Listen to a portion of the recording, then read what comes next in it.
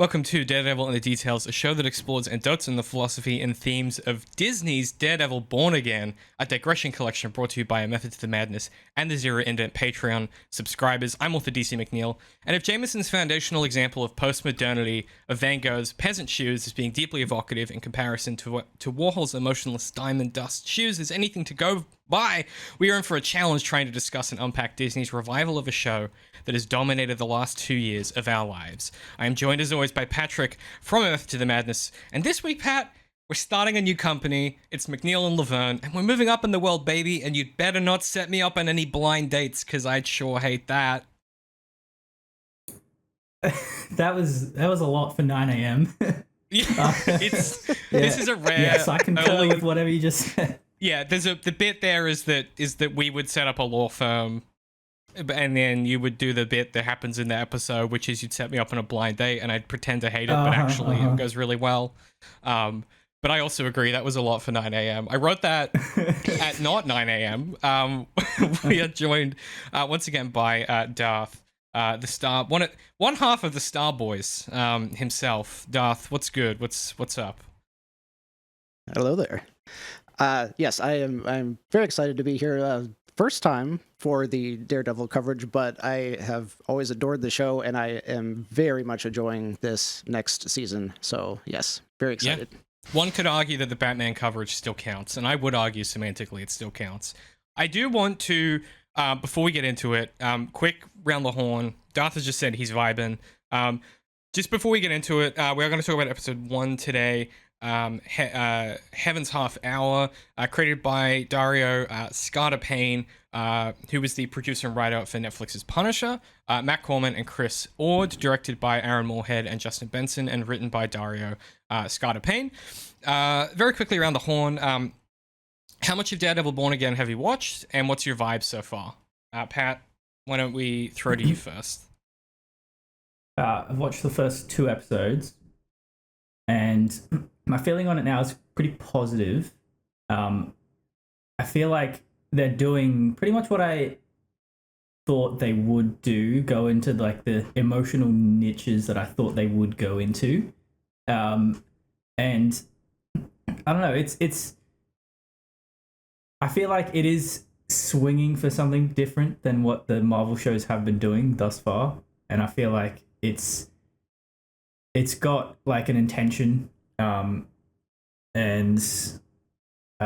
There, I don't know. It's pretty good. It's pretty interesting, and I'm very keen to continue with this series. Excellent. Darth, what about you? I know that you've watched 1 and 2 at least. Have you seen 3 now that's out? I was about to make a joke about saying, like, which one did the big reveal happen in, and try to make Pat freak out a little bit. But yes, I've seen all of them that are currently out. As I said, I'm definitely vibing with it. There's, as is typical for me, there's a lot of stuff that I don't understand carrying over from the first season and from the last season, and it pretty much all has to do with character motivation and what they're doing now versus what happened then, and what doesn't translate for me personally that probably is perfectly fine for you. Mm-hmm. And then also with what Pat just said, I just with how the timing worked out, I finished season 3 like right before 4 came out. I watched the first episode of 4, and then I got through like half of Pat's perspective season 4. And so like after just watching the first episode, I was like, oh snap, he called that. Oh, so there's some neat stuff in that perspective. Yeah, there's a real like Patrick's season 4 bingo card to be had with this show. Is my feeling, which I think is proof that the method works. That's interesting. So I've been a good boy, and I'm only watching the episodes as we cover them. So I've only seen episode 1 at this stage, because I'm trying to preserve the method for myself in that way. So I've only seen the first episode. I've watched it 2.5 times now. Once just not like just brain off, himbo, enjoying it. I watched it the second time with my usual method, and then I kind of skimmed through some stuff to get full quotes or get full pieces of dialogue or to confirm different things I've written down in my notes. Let's get into it. Patrick, when you are ready, can we please hear the summary of Daredevil Born Again, Episode 1, Heaven's Half Hour?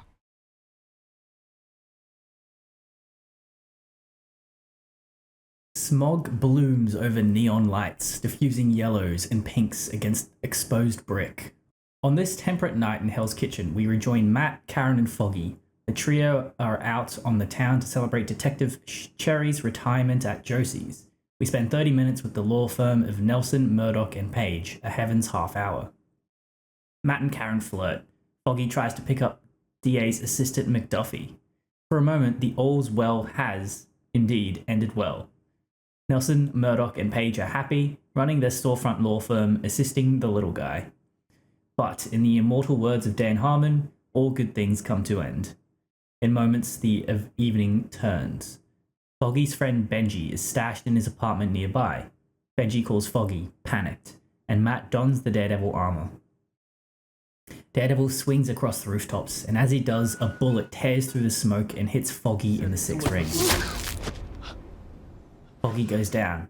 Karen scrambles for a pistol, and through the haze, Benjamin Poindexter raises a pistol. Daredevil kicks Dex into Josie's before he can shoot Karen. What follows is a protracted heavy melee where Daredevil hounds Dex, the two trading blows as Dex tries to escape. On the rooftop, Matt has Dex's number, and the fight is over. As Matt closes his fist over Dex's throat, Foggy dies. Matt screams at Dex, demanding to know why. And when Dex laughs, Matt discards Bullseye from the rooftop. Dex hits the tarmac, he wheezes through a lungful of blood, and Matt rips off the Daredevil helmet. Foggy Nelson is dead. 1 year later, we follow Matt Murdock, now living uptown, as he prepares for work in his fancy apartment. We follow Fisk dressing for the day too. Fisk's re-entry to New York in a similar apartment. In a shady basement, Vanessa is running some kind of art smuggling ring, using paintings to cover up mob dealings among 5 families. During a meeting, Fisk arrives, and the two speak for the first time in what might be 5 or 6 years. Fisk explains he has put himself back together, and this time there will be absolute separation. He will be the White Knight, and Vanessa will be the money behind the man. Elsewhere, we have a brief glimpse of Murdock and McDuffie before Matt heads to testify at Dex's sentencing. During Matt's testimony, Karen arrives. Ultimately, Dex is sentenced to 6 counts of life in prison without parole. Outside the courtroom, Matt and Karen share a disastrous exchange, their friendship fractured by their decayed romance, and they leave on uncertain terms. Meanwhile, we learn that Fisk is running for mayor of New York. Matt takes an appointment that is clearly set up for a date with Heather, a therapist. The large plot architecture of the episode concludes with Matt and Fisk sitting down for coffee. The two feel each other out, and ultimately leave things in a cold war, both promising to come after the other if they revive that old life they both shared. Later that night, Fisk wins the election. Matt and Heather navigate the celebrations of a criminal being elected to a seat of power on their way home from a date. This depiction of patriotic celebration, tinged with the potential of violence toward women and minorities, may resemble something current, but is not a judgment for the summary to make, at least not this summary. Matt and Heather share a goodnight kiss. Matt departs through the jittering crowds. The Fisk supporters roost and foment in the humid streets of New York. As we cut between Fisk and Matt, we see Matt bathed in flickers of red as his entire body teems with abandoned, dormant rage. The devil's work, after all, is never done. Dun dun. We even get, like, the first thing... Can I read you my first note that I've written down? This simply reads in all caps, Daredevil is fucking back, let's go! Very nice. Where do we want to start? I mean, we've got to start with the kind of the closure of the previous story, this kind of opening sequence, the kind of opening 30 in-story minutes, which is where sort of the episode gets its title from, Heaven's Half Hour. I know that Darth was geeking about, like, the cinematography, which of course means that I really didn't like it, but we can talk about that in a second. What did you guys make of this opening? Where do we want to start here? Well, I mean, the first thing I noticed was that they new characters. Mm-hmm. You got Detective Cherry, and I for a second I was like, oh, do we know who this is? And what's her name? McDuffie, the McDuffie, assistant DA. Yeah. Cherry. I feel like immediately it's like, it's the old crew, but new things are happening. Right, and clearly a lot's happened since the time that we left them, right? Like that's what I found kind of like, even in this flashback's the wrong one, you know what I mean? Even in this setup, there's a gulf of time between when we left them and when we're picking this up that we just don't like. And I think that lets them do stuff like for example, a note I have here is like, so Foggy and Marcy are not a thing anymore. Yes. Little details like that I think are kind of interesting. Or they're in a happy poly relationship and he's trying to pick up McDuffie. I don't know the details, but Everyone's also looking their best, which is like, that's a typical thing as shows go on. Like the people get hotter. And that's usually a sign of like self actualization. And I feel like it's interesting how like, you need these characters to pick off from that place after season 3 of being like pretty well rounded. And it's always just interesting to see like the epilogue of stuff like that. And this Heaven's Half Hour is like, peak being normal, happy people. Right. Which is always nice to see. Yeah. I like the costuming in particular.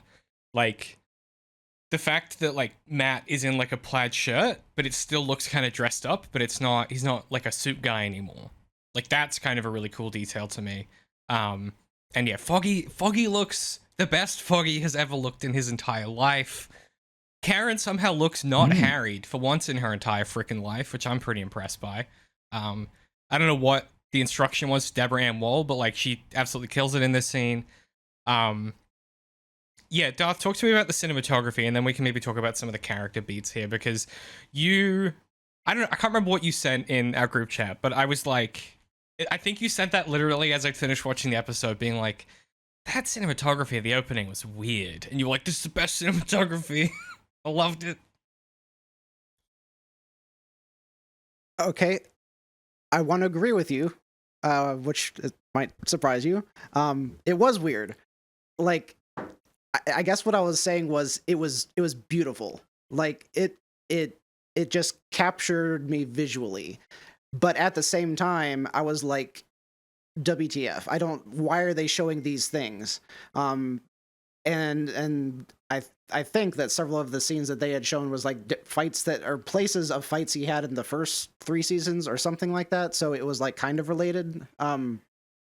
But then I also was like, what if this is like the new intro to the show where they're just showing these beautifully shot scenes of the city, and we're getting to, just see this different kind of style of cinematography.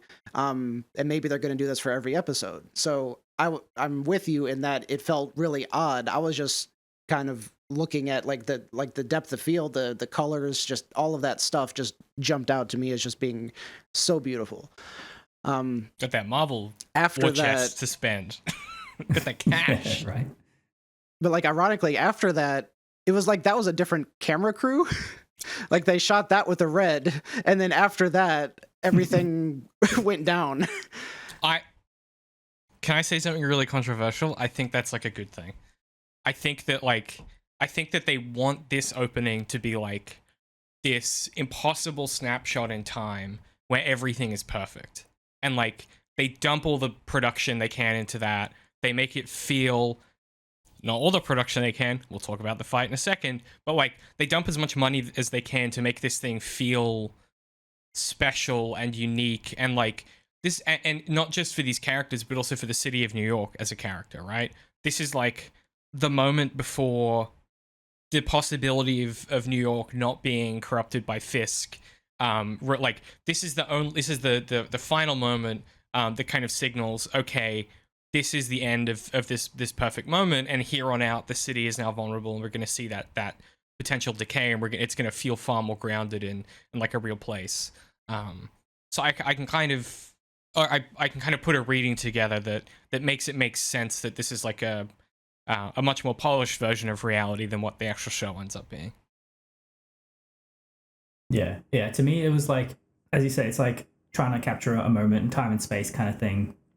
And I think, you know how like later in the episode, like you get these vox pops of like people being interviewed in the city. I feel like that it's all trying to add to this feel of like a candid, naturalistic, you know, point in space and time. Like, yeah, like almost like a nostalgic kind of vibe to it. Yeah, I was going to say that because the dialogue at the very beginning, it's all just snapshots. It's none of it's like a full conversation that lends itself to the plot until they get to the phone call, until Foggy gets the phone call. And it's just the stuff where you're supposed to go, you know, like, oh, these are friends together, and it doesn't matter what they're talking about. So yeah, I was vibing with everything so hard until we get to the phone call, and they're like, Daredevil has to put on the suit, but he hasn't done that in a while. But Foggy didn't want to tell him because he didn't want to prompt him to go do something. We can talk about that in a second, but I don't think that's the implication. I think he's being Daredevil all the time at this point in his life. I think is the implication, but we can talk about that would okay. Because that, what did you want to? Well, the only reason I say that is some of the plot that we get set up in these character beats is we get the two cops, we get the two cops, which is Cherry and his partner, who doesn't get named to my knowledge, because Cherry's, this is his retirement party. They're talking about how how Daredevil and White Tiger are the future of crime fighting, which implies that Daredevil is still active and out there, along with White Tiger being active and out there. So I read that as Foggy didn't tell Matt because Matt has been out there doing this all the time, and he just doesn't want to give him like yet another excuse to be Daredevil type of thing. That's kind of how I... Foggy's always been kind of like, you know, apprehensive about like just letting Matt be Daredevil. Like, you know, he's like accepts that you can't do anything about it, but he's like, I'd rather you not do it. Yeah. Especially at the end of season 3 when Matt heals those two worlds together, right? Where he's able to, like you said, Pat, he leaves that season self-actualized.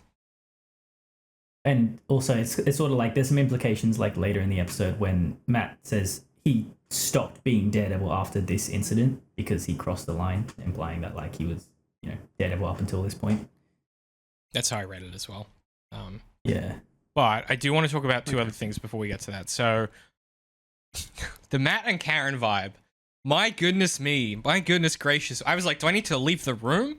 They have that friend code thing, and I'm like, oh, y'all are straight.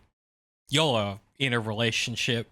Don't be like the vibes are immaculate. At one point I was like, do I need to leave the room?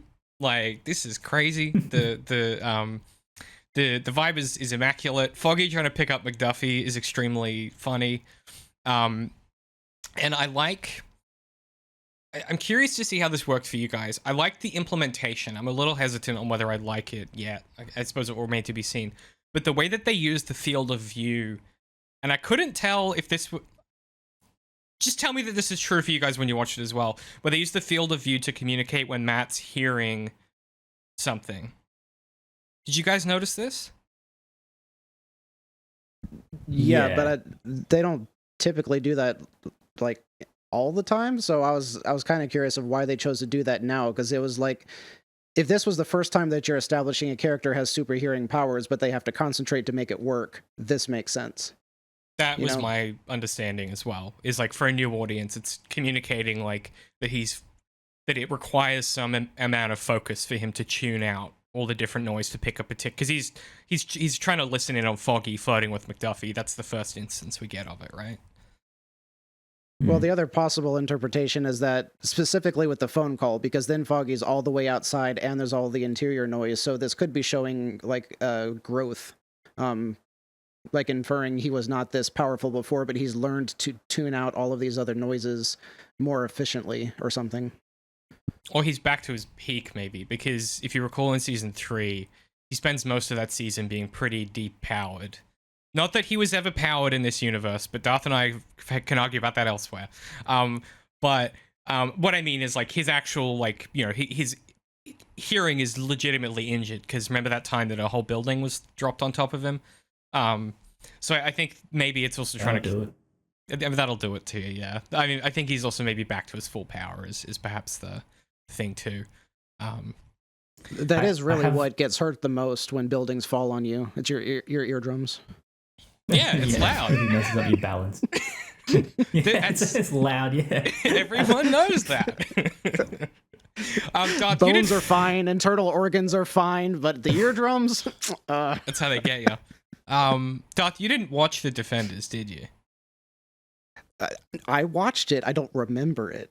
No, but There's when a difference. as in when you shotguns Daredevil, you didn't do The Defenders in the middle. No, I had no memory that it came between seasons 2 and 3. Right. If only there was some kind of show dedicated to Daredevil where you could have got that information.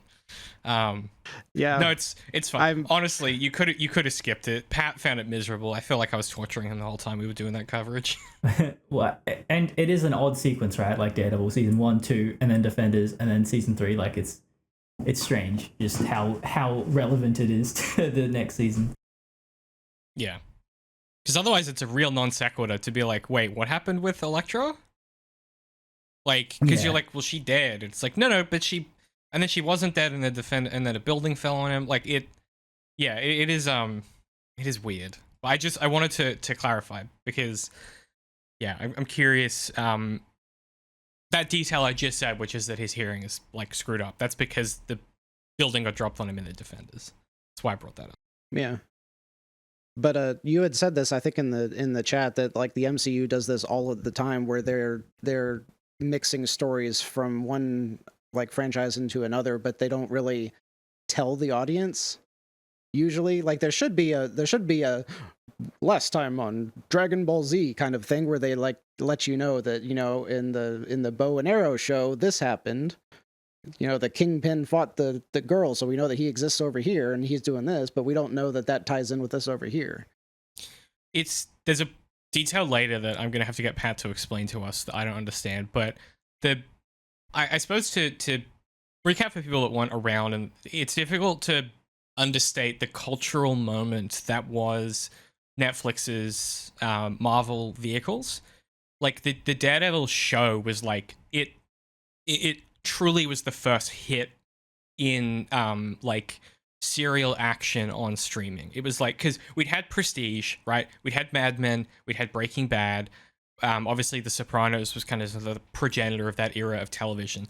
And then you have Daredevil, and it's like, you can do this on TV? And it was streaming, and it was big, and it was like, everyone was watching it. It was insufferable. It was all everyone fucking talking about was fucking Daredevil, was Luke Cage. No one was talking about Iron Fist, unfortunately. Jessica Jones, everyone was talking about. And then the Defenders happened, and it landed with a wet fart because it wasn't very good. Like, it was like, huh. Well, that was a build-up for nothing. And then they were like, here's Daredevil Season 3. And we were like, let's fucking go. But yes. I think one of the compounds for that moment is that you have Agents of S.H.I.E.L.D. come out like a year before that, establishing the cinematic universe can also extend to TV. Like that's an unprecedented thing.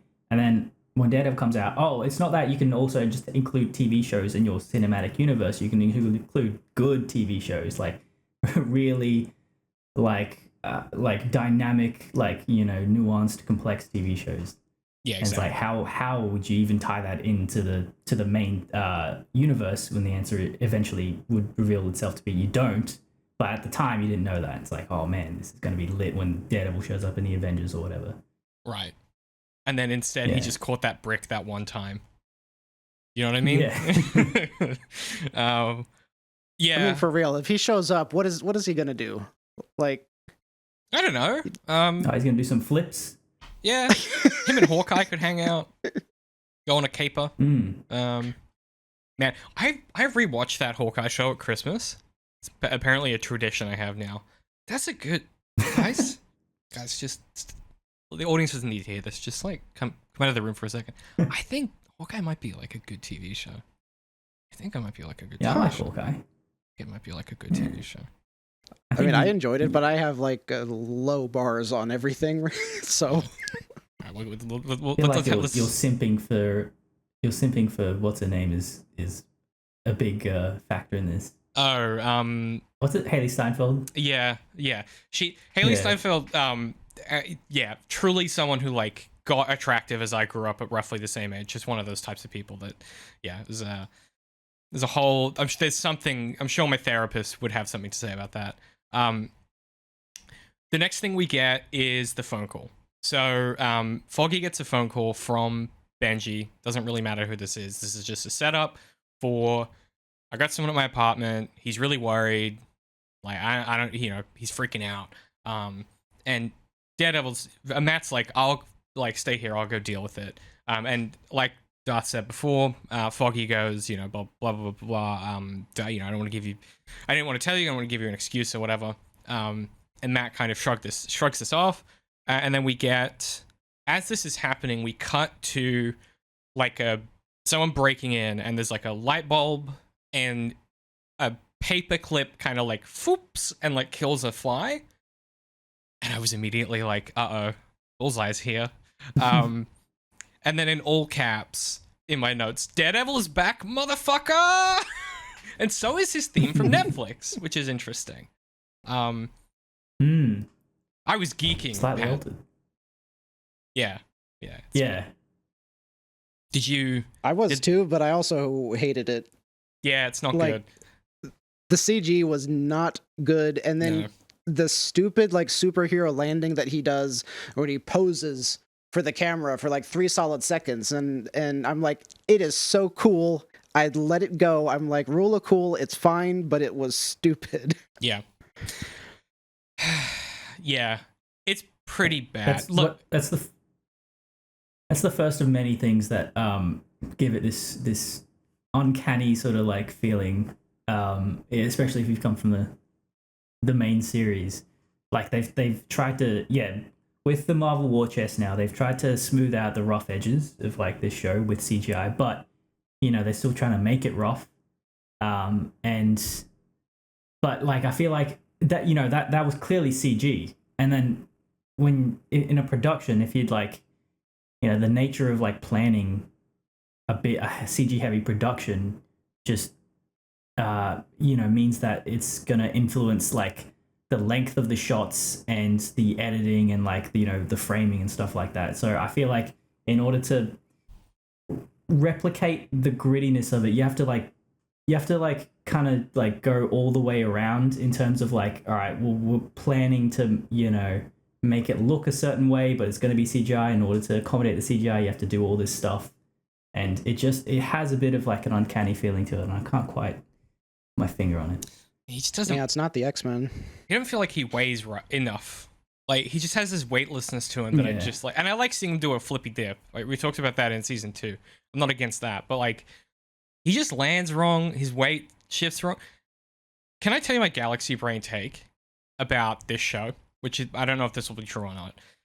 I think that this epilogue, so when they retooled the show, they basically brought back these core set of actors, but they quietly didn't say that they threw everything out that they'd done before. My galaxy brain take is that they filmed this epilogue to season 3, the start of this episode.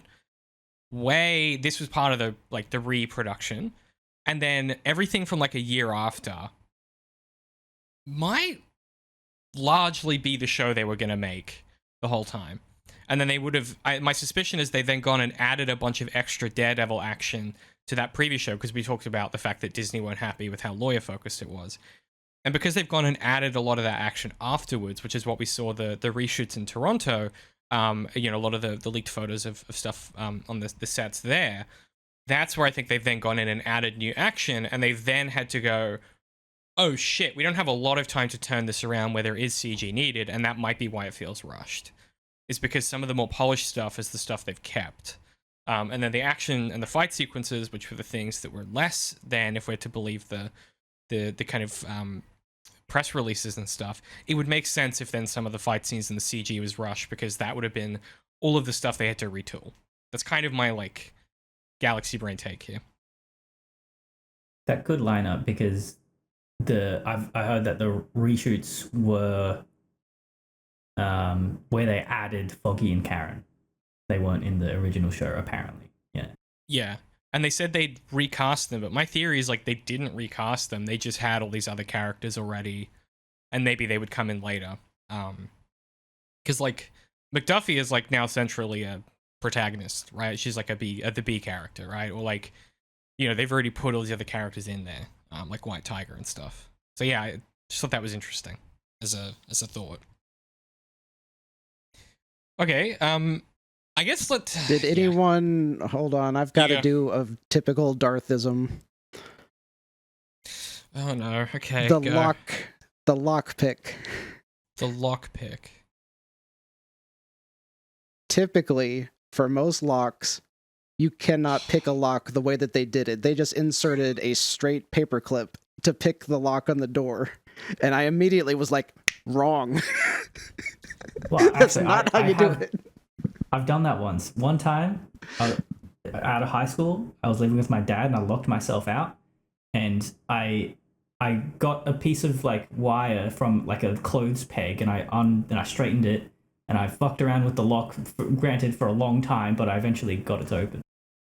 Yeah, I was gonna say it really much depends on which type of lock it is, but most of them you have to have like the end at a 90 and then like go in and hit the one pin, get it set, move forward, hit the next pin and get it set. A lot of times it takes two tools. But anyway, I just thought it was as much detail as they put into other stuff, and then they were like, just stick the paper clip in the door thing and people will get the idea. And yeah, we got the idea, but also I was like, why were you lazy there? Like, it was confusing. Darth pushes because I'm me. Darth pushes his glasses up. Ding! If Bullseye was actually picking this lock, he would have had to use two tools. Yeah. That's one of Bullseye's skills. You know, perfect aim, bro. He hits the pin. Yeah. He just knows. You're just jealous. But also, he wasn't subtle anywhere else. I'm also like, why did he do that? Yeah, he could have fully kicked it. Here's the thing: we don't know what his motivation here is or what his plan is. So I also think they get a lot of latitude to be like, I don't know, he's a fucking crazy dude. I mean, and to be fair, he is a crazy dude by the end of season 3. Like, he's fully off the deep end, lunatic, psychopath, blood killer type character. Yeah. He brings his dead girlfriend in the car to the right. Yeah, good. That's pretty unhinged. I wish they had gone even darker and they had him like dragging her body in and pretending to dance with her when he confronts Fisk. Like, they could have gone dark. Yeah. But then it becomes like a Rick and Morty scene where as they're dancing, she's like leaving blood behind or something. You know what I mean? Like, you could go all the way to funny. What were we talking about? Yeah, I just don't understand why they won't put him in the purple. That's all I'm saying. It seems like... What purple suit? I just looked it up. He's in the comics. He wears a blue and white suit. Google Bullseye purple suit. Look at this motherfucker.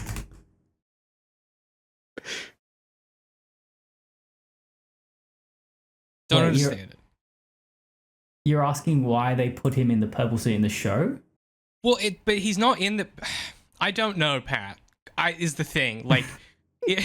I don't understand what they're doing with this character, is my point. Anyway, look, we don't have to talk about it now. I just make it more comic book. I think it's in this episode, so this isn't like projecting from other episodes, but at the end, doesn't Fisk say something like, doesn't he make his campaign about fighting vigilantes? Yes. Yeah. And so, you know, if he's like hamming up a vigilante look, then I think there's some sort of conspiracy going on here, maybe. I recall season 3, the false flag Daredevil. Yeah, it is a bit of a double beat, but yeah. Yeah. Hey, if it worked once, you know, who's to say it can't work again? Yeah. So, you know, that character makes a lot more sense to me if what David hypothesized is true, that this was all added in post, because he comes out of the blue. he's going after Foggy, which yes could be explained later, but was that something from season 3 that I just have no memory of? That he just hated Foggy? I don't think he really knows or cares, but I think he just, I don't know. I think it seems like he's trying to hurt Matt. Yeah, I think he's just trying to do everything he can to hurt. Like he's about to kill Karen as well. Like I think he's just trying to hurt Matt and kill everyone that Matt loves type of thing. Is the way I read it. In 3, did he learn who Matt was? Yeah, because I guess he was in the room. He gets given the Daredevil costume. He knows who Matt is, right? They duke it out. Like, he knows who the real Daredevil is. They fight multiple times when Matt's in the black. That doesn't mean he knows who's under the mask. I mean, he would and have Fisk to. Because never said... Fisk does... Well, yeah, because he pins the whole conspiracy of... Every crime he's done, he pins it. Dex is not stupid. He would have figured out that Matt is Daredevil. If Fisk is like, I'm pinning everything on this dude. I don't know. Well, see, that was part of this entire opening that I was trying to figure out is I'm under the assumption Dex did not know in season 3, so therefore Fisk had to have told him and sent him after them. So that's part of my confusion as to the motivation for not just killing Foggy, but that was number 1. Like, he had to make sure he got that shot because he took that shot like with a rifle from a distance.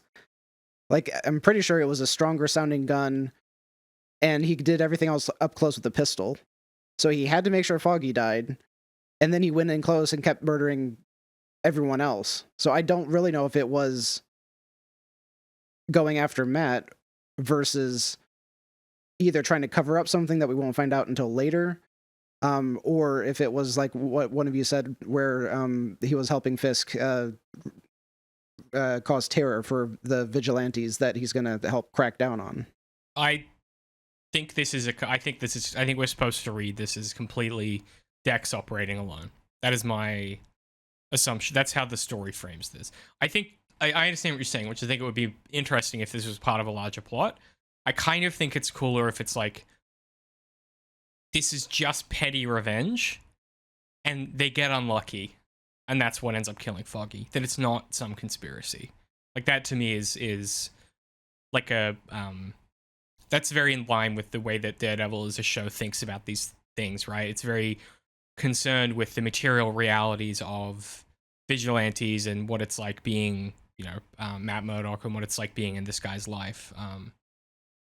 I don't know. I think I like it more that it's not related, but I could see maybe we'll find out. Or you could maybe put together a reading there where that does connect.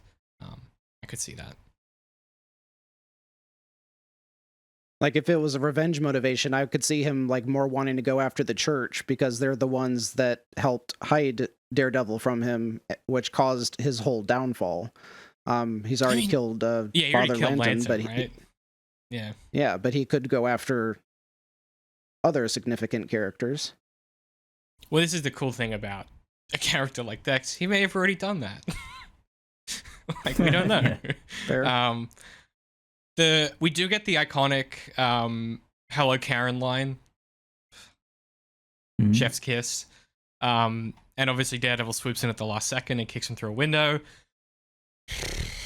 and then we get the smoky fight scene listen, if you're a CG artist and you worked on the show, you did your best with the time that was provided to you, but boy, stuff is rough, huh? I loved it. Yeah. I mean, what stuff, though? The punch him ups. As always, I'm notoriously bad at noticing bad CGI, but like it looked all like just choreography to me. Yeah, I thought that all the smoke was in camera. Like, what specifically? I mean, when he threw stuff and it would ricochet off the walls, that was CG. Maybe what I'll say. Okay, I don't know what was CG and what wasn't. All I'm saying is, like, I didn't like this fight. Something about it was off to me. It had. Yes, I agree. Like, it was.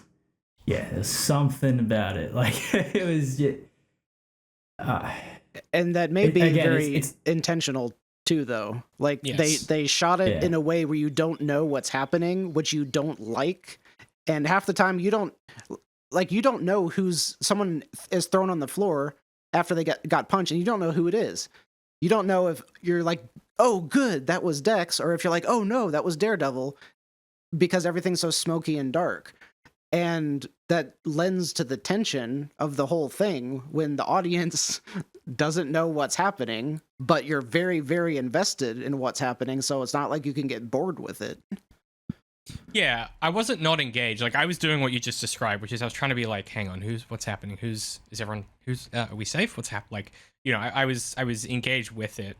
There's just some quality of it, and I think I know what it is, which is like a personal preference where they make this into a wanna, and the way they do that is they use it's not a virtual camera, that's not quite what I mean, but they use virtual camera tracking to do certain moves that cameras can't, that a physical camera on set, how do I say this? That a physical camera on set, not on like an arm, could do. And one of the qualities of a lot of the fight scenes in the original Daredevil that made it feel really grounded was that it was all cameras that were either on a tripod or like the camera could be in that physical place. There would be somewhere for you to put that camera on.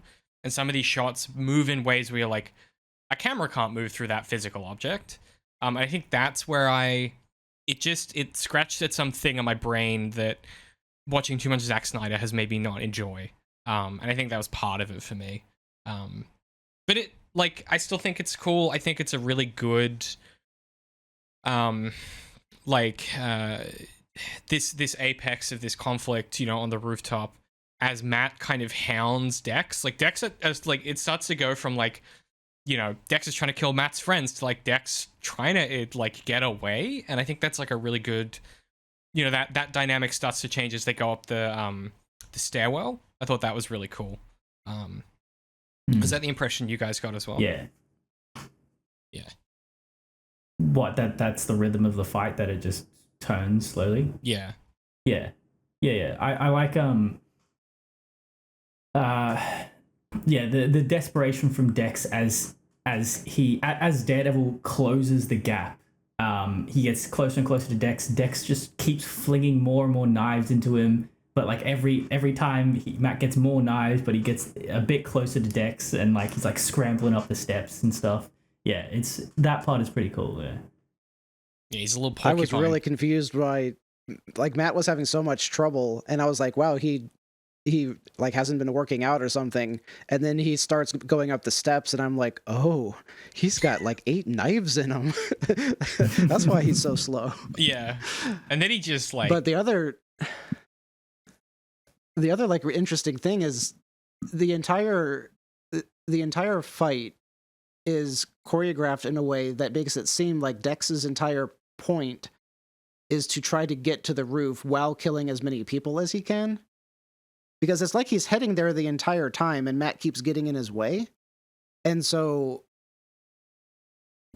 was it to escape, or was the entire thing to get Matt to kill him so then he would stop being Daredevil? I think he's just trying to kill as many people as possible. Just cause as much mayhem as possible. That's my read. It goes from like a plan to like, I'm just going to kill anyone that I can. Like I don't know. Like, that's kind of how I felt. Yeah. And he started improvising, and he's like, time to improvise more murder. Which is why he brought like 30 knives with him, because like, who knows what'll happen. He really brought a knife to a billy club fight. I like the use of the stick here. It's not something that we saw a lot in Daredevil as a show. We got a little bit of it in the Defenders, but I like the use of the billy club. I'm excited to see more of that. And yeah, then Matt kind of beats Dex within an inch of his life. And as you know, Foggy breathes his last breath, Matt's kind of like, he's grabbing Dex and he's like throttling him. He's like demanding to know why. And Dex just kind of laughs, and then he does. It's such a choice, like little bit of choreography. Matt doesn't like, you know, howl and like punch him off the roof. He doesn't like pick him up and like chuck him. He just like, he does this. He just like discards him. It's such a like, it's such a beautiful decision this guy is so fucking worthless. He's not even worth looking at while Matt tries to kill him. That's how much disdain he has for this. That's how much this guy doesn't deserve to live. He doesn't even deserve Matt to fucking look in his direction when he murders him. It's such good characterization to me. It's such like a potent moment of defeat as well. Like, you know, as in like Matt's ideology is defeated. Like he gives in. He's like, fuck it, this is too much for me. This is too much to, you know, to not seek revenge right here, right now. And you know, all these years spent not killing people, nah, fuck it. Like this is it. This is the moment. And then he just pushes them in. Yeah. Oh, really, really. And the sound effects, we haven't talked about it yet, but the sound effects in this opening sequence are great. And the sound of him hitting the bitumen, like, it was one of those, you know, those moments where like you're watching something and it just some combination of like the visuals and the sounds and like what's happening. Like the first time I watched this, I like visibly cringed, like the sound of him hitting the ground. It's it's pretty. And then you get Karen's reaction, and it's like it's kind of spot on. It's like she just kind of like, freezes. Yeah, so good. Were you vibing, Darth? You feel the same way? Yeah, my jaw literally dropped with the way that Matt pushed him over the edge. And I kind of wondered, and it's so hard. This is the kind of thing where novels are far superior because you can get inside the character's brain. Because it to me it felt like he was just in such a state of grief that he didn't even have any of those thought processes of what morals are and everything. It was just Foggy's gone, you're gone, and like that was all that was to it, and the simplicity of the move and everything, and not even making eye contact with him, and like all of that together. It's like everything that had held him back before wasn't even in his brain at this particular moment, which I don't, and like I said, I don't know how to read that without really knowing what was going on inside his brain. I think that's my reading as well, is that he completely mentally like, it's like what Pat was saying and kind of like what you were saying, like it's like primal, like elemental reaction, right? Like there's no thought process. It's complete emotionality. And then Karen's reaction was so beautiful because at first I was so confused, and then I was like, oh, she thinks that was Matt. She thinks both her best friends just died right then. And the slow turnaround that she does to verify who it is. I watched that part twice, and I was like, I don't know why I've done this, because it makes me cry, but I keep watching it. That's her future husband that she thinks is dead. That's the love of her life that she thinks is dead. Do you know what I'm talking about? Like, yeah. I didn't read it like that. I thought Karen just assumed it was Matt who had killed someone, and then like that. I feel like that reaction still works. It's like, you know, he crossed the line. It's like he's never done that before. He can never go back. The cool thing about it is both readings make complete sense, right? Like, because regardless of who it is, it's not good.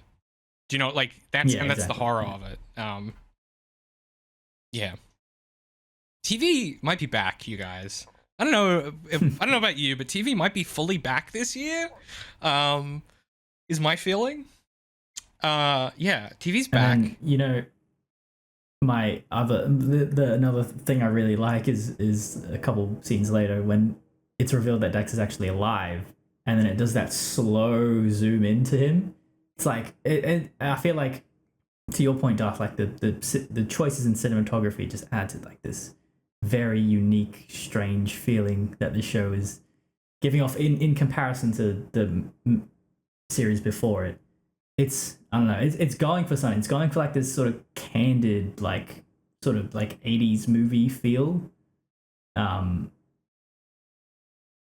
I don't know. It's strange. Interesting. I hadn't thought of it like that, but that's exactly it. Yeah. with the vox pop stuff you talked about before, that actually answers a question I had, which is what is the tone they're shooting for? Because the way that this episode ends, that ending sequence of, and I saw someone on Blue Sky say some shit. This is why I stay off social media now. But I have to be on there for this thing that we do. But I saw someone there be like basically CinemaSins, and I know I'm jumping ahead. I just want to tie this to the thing Pat just said. But they talked about like that shot at the end where it's Fisk looking over the city, and then it's Matt looking up at like the night sky. They were like, it's incredibly unlikely that they would be looking at each other. Like, how would Matt happen to know where Fisk is? I was like, oh my god. Do I have to explain symbolism to you? They're not actually looking at each other. I started to have that same thought. They're not actually looking at each other. I pulled it back. I could hear you yelling at me, and I pulled it back. But that's a great example where it's just this elongated, candid moment of these two characters where it's not like in a TV show, something should be happening in this scene. But this is just like a candid moment of like just you're experiencing something with these two characters. And it's not it's melodramatic, or it's dramatic, but it's not melodrama in the way that like we would typically think of, I guess. Intro check. The introduction with the Justice statue crumbling. It's all dust. As opposed to the previous intro, which was the like blood. Vibe check. What do we think about the intro? What do we think about the intro music? Yeah, what's the vibe? I hate it. No, I'm kidding. Bring back the blood. Make Daredevil great again. It's different. I feel like the music isn't as good. The visuals are like something new, like something fresh. I dig it, but just the music, it's like they've changed it just like slightly. I feel like they've upped the tempo a bit. It's not as ethereal and like it doesn't have as much gravitas to it. I feel. I think that's them trying. I might get used to it. I think that's how I felt too. But I've written down like this slightly more like forthright music suggests like a slightly more active show, right? Like I feel like they're trying to communicate something about how it's different, maybe. That could also just be that we've been doing this thing for too long, because I was like, oh, they just had to use a different song for licensing reasons, and they picked something very similar. Like I don't know. Yeah, Darth, what about you? What's your vibe on the intro? Ironically, without listening to the songs like side by side, I'd be like, yeah, it's the same. So good. So you liked it. I was totally vibing with. I actually like this way more. I never was a huge fan of the blood. Although I'm like someone who's dabbled in like CG and After Effects and that kind of stuff, I'm like I really appreciate the artistry of making it. And I'm interested in how they did it, but as an intro to the show, it never quite made sense to me, even though he bleeds a lot. I thought you were going to say, as someone who's dabbled in blood before. Dabbled in blood magic rituals. I was going to be like, what the fuck is about to happen? Would you have been surprised if I had said that? I mean... the reason it's blood is because the reason the Daredevil costume is red is so his enemies can't see him bleed. Oh fuck, that's funny. Sorry, just I was not sure what was going to. My pants are brown. You're wearing all red today. I saw what you were wearing. You can't lie to me. You're wearing 2 shades of red that don't match, which is so offensive. Anyway, I'm sorry. Hell of blood. Anyway, the intro's good. Let's get through a couple more scenes and then we might take a quick break. So, unless you guys want to take the break before we talk about after the cut, it's up to you guys. I can talk about it one more. We're only 10 minutes into the show. Yeah, welcome to Daredevil Details. That's my reasoning as well. Yeah. Well, I thought it makes sense because the intro I feel like was the place where we are going to talk a lot about like what it means for this show to be playing with the old version of the show. And then after that, it's like, well, now we're just in the new thing, right? This was kind of my expectation of how this discussion would go. So we go from the introduction into kind of Matt getting dressed for the day. It's a year later. Into My Arms by Nick Cave and the Bad Seeds is playing because he's Catholic. It's a really subtle, like, it's one of those like little subtle, like, guys, remember he's still Catholic. And you know, to be honest with you, Matt does a bunch of stuff in this episode we've never seen him do before. And we'll talk about that in a second. But one of them is frankly listen to music. That's like new for him. He lives in a fancy apartment, it seems. You know, the suits he's wearing are like expensive suits. And we have a similar sequence of these two men getting ready for the day. And this is the shit I love, Patrick. This is like the Breaking Bad bullshit I like, is like characters getting ready. You know, what's their morning ritual? Do you know what I mean? I fucking love this shit. In Better Call Saul, in Breaking Bad, in Andor, like anytime a character is like alone getting ready for the day, it's like yum yum yum yum yum. You know what I mean? It could have done with a bit more montage editing, but yes. A bit more montage. I would have liked to see Matt maybe like psych himself up for the day, maybe, or something. I don't know. But yeah, he's in a fancy new apartment. It would a bit more characterization would have been cool. What are his weird neuroses? Does he you know, does he clean his? Is he a clean person? You know, does he have a particular preference of food? Give that to me in a snappy montage with interesting music. Yeah. Sorry, no, I'm so breaking Vince Gilligan pilled. Yeah. I understand that's maybe not for every show. I'm Gilroy pilled, man. I rewatched Michael Clayton over the Christmas break, and like that is just an entire film full of like, just watch a guy in a snappy montage be deeply characterized in very nuanced ways. But I mean, you do get some of that, right? Like later on, again, we'll see. I just want to say this now because it ties together. We see Matt cook later on, something he's never done before. And I was like, oh, maybe, is that a hobby he's picked up to keep himself busy since Foggy died, maybe? You know, same thing with the music, is that are these coping mechanisms? Because when he leaves, he puts in his breast pocket the funeral memorial invitation. Card. Yeah, the memorial card. I was like, I don't know what the fuck this is. I've written funeral invite, ? Funeral advertisement, funeral flyer, funeral pamphlet, memorial card. Well, okay. So I'll bring it up now to foreground it, but I think to what you were saying earlier about how this episode is you know, or like it's a transition between the old and the new. I feel like there's a theme running throughout this episode, which is a reversal of roles / power. And as you've already mentioned, what Matt is doing is a lot of what Fisk was doing in like the OG seasons. This behavior. Shit. So he's picking out suits from a line of suits. You know, he's listening to music and he's cooking. And I feel like, I mean, it's very Fisk-like, is it not? Like, that's I feel like fucking crazy. Yeah, and I feel like there's a lot more added to that later on in the diner scene. But yeah, I feel like a lot of this episode is like Matt's in the position of power, and he's you know, unconsciously mimicking a lot of like Fisk's behavior. Huh. That's crazy, Pat. That is like such a good observation, because the other thing he does, in the same way that that Fisk does in that first season, is that one of the first things he does is he meets a woman and kind of becomes interested in this woman through his profession in some ways, which is kind of how Fisk and Vanessa click up, you know, through the art world.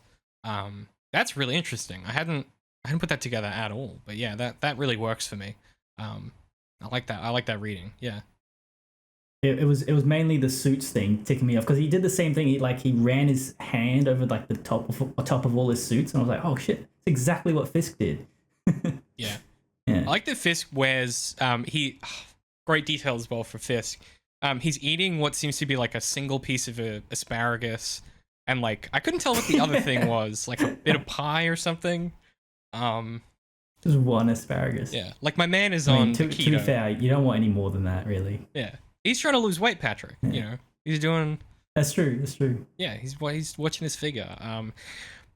Can I? This might be a good time to ask this because we get the Vanessa scene next, which or not directly next, but you know, this is all of a piece of the sequence. What happened in Echo? Because he's been gone for like a minute. It feels like, and is that what happens at the end? Is it something to do with Echo? Because it seems like he got shot in the face, and he's had to like rebuild himself. So Like, this is another example literally? of something that happened in a different show that I know nothing about. So like she's talking about you've been gone forever, and I thought that was from the beating that Matt gave him at the end of the last one, and then he went to jail, and that's why he's been gone forever. That's what I thought Right? until later on. Matt's like, you got shot in the face by your surrogate kid. Yeah, I didn't have a clue what that was referencing. Yeah, I kind of have a feeling that it's even Marvel's a bit confused as to like how they are going to fit all this together, and they've just sort of done their best and like hoped like no one looks too deeply into it. I guess it kind of works that it could be either. Like that kind of works for me. Because yeah, he says, for months I put myself back together as I did two things shone bright and clear inside me, beacons of who I was and who we could be.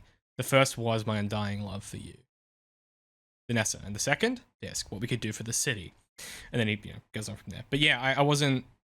This is very confused. I wasn't confused by that. It felt very naturalized, and it didn't raise any like. It's only thinking about it now is like, did I miss something in Echo that I need to know about? Because that seems like it could be either or. But I had made the same assumption as Darth, which is it was from the beating at the end of season 3, and he has a new scar on his face as well. Fisk does, which I assume was like the remnants of whatever that event was, whether it was the beating or the being shot in the face. You know? You know that I feel actually. You want to go ahead, Pat? Go for it. Dan. Oh, okay. It's just probably they want you to think it's from the beating because more symbolically potent. Yeah. What I was going to say is if Echo did take place in between the last time we saw Fisk and now, then it explains a whole lot of the questions that I had, meaning like how he could possibly get elected when like the public saw everything. That's why he went down at the end of season 3. If only if only all of the events that happened since the original Daredevil came out suggested that maybe this wouldn't be a problem for him to get elected. Like that, there seems to be a theme in Marvel of unlikely candidates being elected. So I don't know if you all saw Cap 4, but the same kind of thing happens in that. Yes. Yeah. Very, very similar. Look, I'll say this. We talked a lot in season 3 about how different this show would look if it came out only a couple of years later. And by that, we were obviously talking about, the rise of fascism in America. We were talking about the way that people's view on policing is radically different than it used to be, since that show was originally written. And I think that this show is trying to contend with some of the kind of the shifts in perception that have happened in reality and the shifts of possibility that have happened in reality since that original show came out. And that's why I brought up Jameson in the introduction. I realized that was at 9 a.m. in the morning for me and Pat. But the reason I bring up Jameson is that in postmodernity, he talks a lot about this idea of previously in modernity. I thought you meant the alcohol. I thought you meant you were drinking. You just downed a bottle before the recording. God, that would be rough. 9 a.m. Yeah. Jesus Christ. Look, I like Jameson as much as the next guy, but Irish coffee in the morning, that's not the worst thing. Jameson in that talks. The example that he uses is comparing Van Gogh's there's two famous pieces of art about shoes. There's Van Gogh's peasant shoes, and then there's Warhol's kind of the ruby. I can't remember what it's called, but the ruby something shoes. I said it at the intro. And Van Gogh's shoes are like a modernist work where it's if you fellas want to Google like Van Gogh's peasant shoes and look at those, and then look at in another tab, bring up Andy Warhol's diamond dust shoes. And you can just see, like, the peasant shoes as the example. If you don't add the Van Gogh bit, you were going to get just a lot of images of normal peasant shoes, I hate to tell you. But you look at Van Gogh's image, and there is something deeply evocative about this image. You just, these shoes by themselves, and then the collection of shoes, and the multiple times he goes and tries to do these shoes. You can look at these shoes, and you can start to put together, just from these shoes, some kind of emotionality, right? You can feel something just by looking at these. You don't need to think about the time that Van Gogh was in. There's no extra detail you need. Just this painting alone evokes something within you by itself, right? And then you compare that to Warhol's diamond dust shoes, which, again, because they're two paintings of shoes, it's like a very, good thing to do. And you look at Warhol's diamond dust shoes by comparison, and in being a postmodern piece of art, there's no emotion to be had from Warhol's work without talking about it and producing something new from it and putting it in context with when it was made and thinking about the ways that Warhol is commenting on different things in society. And that's kind of one of the things that Jameson points out is like a good way to identify something modern versus postmodern, is that postmodern requires something beyond the work itself, and it requires some examination of the material conditions under which the work was produced for it to actually give you any sense of emotionality and for it to produce something meaningful for you. And so the reason I bring that up is that I wonder to what extent this show is going to lean into being a postmodern show and really have Fisk be an analog for the rise of fascism in America and the presidents of America at the moment. Or if it's going to try and escape that velocity and try and be its own thing. Because we certainly experienced in season 3 that it was able to be its own thing without having to comment on those things to produce meaning. I guess I wonder how the show is going to go with dealing with that, as it progresses. Yeah, I continually had those same thoughts trying to figure out, like, are they intentionally doing these comparisons? And did they know far enough ahead to be writing and shooting this to see that this was coming? Or is this just a, complete coincidence? And as a side note, every time you talk about fascism in America, I get very uncomfortable because I live here. And it's not my fault the presidents are destroying the country. Like, yeah, but we're setting. I say we. People are setting Musk's cars on fire, so it's. We're fighting back. I don't know. Yeah. Pat, vibe. Talk to me. I don't think it necessarily has to be a coincidence if, like, it was, say, if it was written pre-election, like it. I don't know. As like a writer, you just like sort of take the temperature of the time you live in and. You just think about what if scenarios, what is out of the realm of possibility and what isn't, and how can you, and then you think about scenarios that are, produce potent drama and interesting, and in the case of like a show like this, interesting political drama and stakes and stuff like that. And then I don't, you definitely can read into it, like with the context of real world stuff, but I also think Marvel has always has always managed to create like imaginary political thrillers that have parallels and have not parallels, and like I don't know. I kind of lead it more into the it's doing its own thing, but. And also I'm a bit cynical because I don't think Disney will want to be that controversial anyway. Yeah. Yeah. I mean, they haven't kissed the ring yet. They're one of the few companies to do it, but I mean, I think you're probably right. Yeah. Their way of kissing the ring is just avoiding causing more problems or avoiding drawing attention to themselves. Yeah. I think that's probably right. Yeah. Vanessa, so Fisk goes to see Vanessa just to tie all this stuff together into this scene. She is using her artwork. It seems like, and I'm not sure if you guys read this the same way.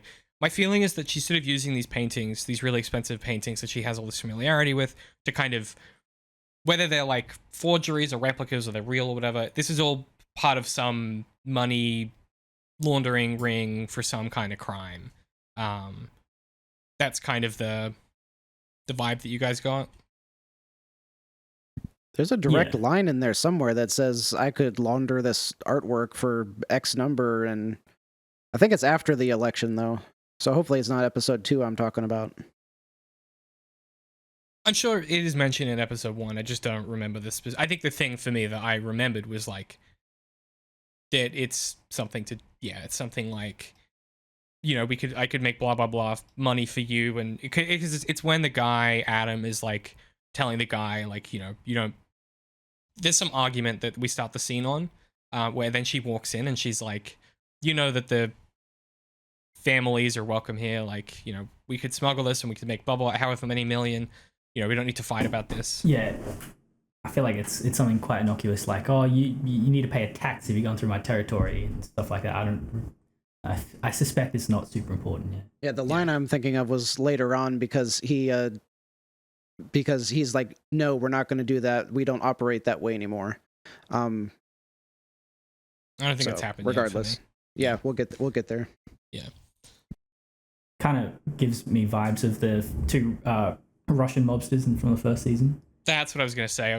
It has that same quality of like, this feels like an operation that will quickly break bad, in some type of way, thanks to Daredevil. I have a question, and I know I'm wrong.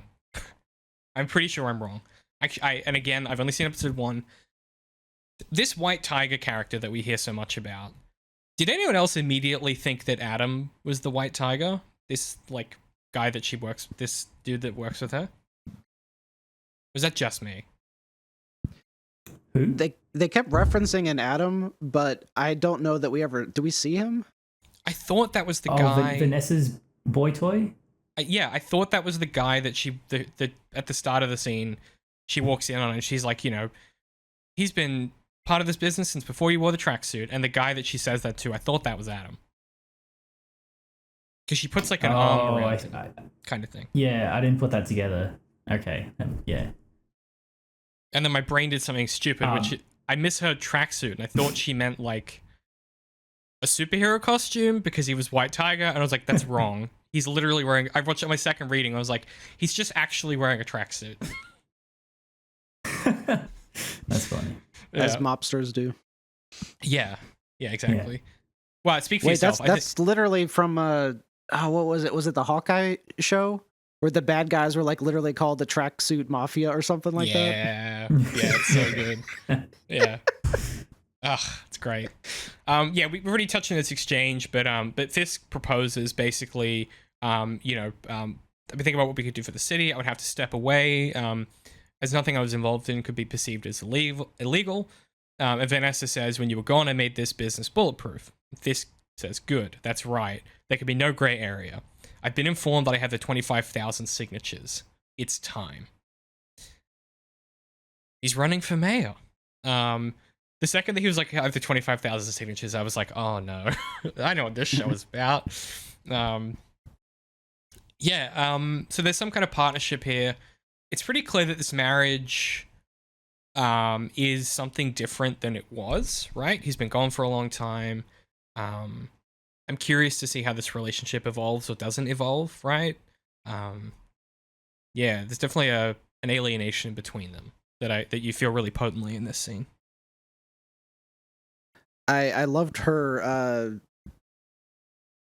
The persona that she has here is very different than later on, and I loved this where she carries over from the last season of her very take charge. I'm co-running this mafia business. I love that demeanor and how she handled everyone there at the table in a different way than Fisk does. It was still with power, but it was also more of a collaboration than it is with Fisk. And then when he shows up, like, all he says is her name, and everyone stands up and clears out. And on the one hand, I'm like, that's awesome. It still shows the amount of power influence that he has over these people. But imagine if none of them moved and they all looked to her to see what she wanted them to do, and what that would have set up, and how Fisk would have interpreted that. I think there's a lot more they could have played around with there, which they still may later on. I don't know, but I think that's already there. That it's like it's already ambiguous though as to whether they leave because of him or because of her. I like that. That's the part, because remember they have that little exchange where she's like, "I've rebuilt this place," and you fucking walk in the door and everyone leaves, and he's like, "Oh no, it's because they respect you." It's like, do they, or is it because it's Fisk? Do you know? Like, I kind of like. I think what they have works really well for me, but I do see what you're saying that could have been really interesting, looking to her for permission. But I love the ambiguity here, for me in the way that I read this scene. Yeah. I guess we'll find out who they have more respect for. Yeah, we kind of get some BB Urich's man on the street type interview stuff. Seems like this is, crime is up because Daredevil's gone. We get that nice like vox pop vibe of like the people in the city realize something's going on. Crime is up. Fisk is back in the mix. And then the next kind of big scene we get is Matt going to work at Murdock and McDuffie. Of all people, the DA that Foggy was flirting with at Josie's. Pulled away from the public defender's office into private law with Mr. Murdock himself. And this is the first time Murdock's name has been at the front of a law firm, which is kind of interesting.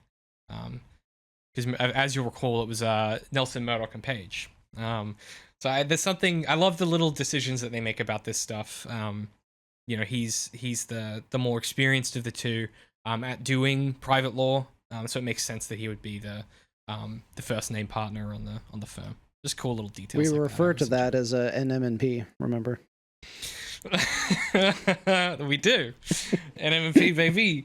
Yeah, anything you guys have for this quick trip to work before we go to the trial? Oh, yeah, I guess she does mention, she alludes to Karen potentially being there, and that we get the detail filled in that maybe Matt and Karen haven't spoken since everything happened. Anything there, or should we go to the trial? No, well, it's just that he has a somewhat like deep relationship with McDuffie, it seems, which is interesting. Yeah, they're very comfortable. New character, and yeah, he's also from Severance, which throws me off. Oh yeah, I did not notice Yeah. that. Interesting. I had started to say this earlier, but the fact that talking about his new apartment, his new suits, his new job, and the subtext of what all of that means, and it also made me wonder, like, has he given up on the morality of his lawyer goals? Because he's obviously no longer representing the poor and the destitute who can't pay him except with chickens, because he has all of this money now. So how much of a different person is he? We don't really see anything that negative. So I don't know. That's just kind of an interesting change that didn't really pan out. We get for me. We get the implication that that's true though, which is that they're representing wealthy people. Because at one point she's talking about one of her clients who's like a tech billionaire startup person, and you get that little joke of like, no, like, he's rich, so we call him a protege, not a idiot or whatever. So there is an implication that they might represent, a bunch of different people that have money. So I think that's probably true.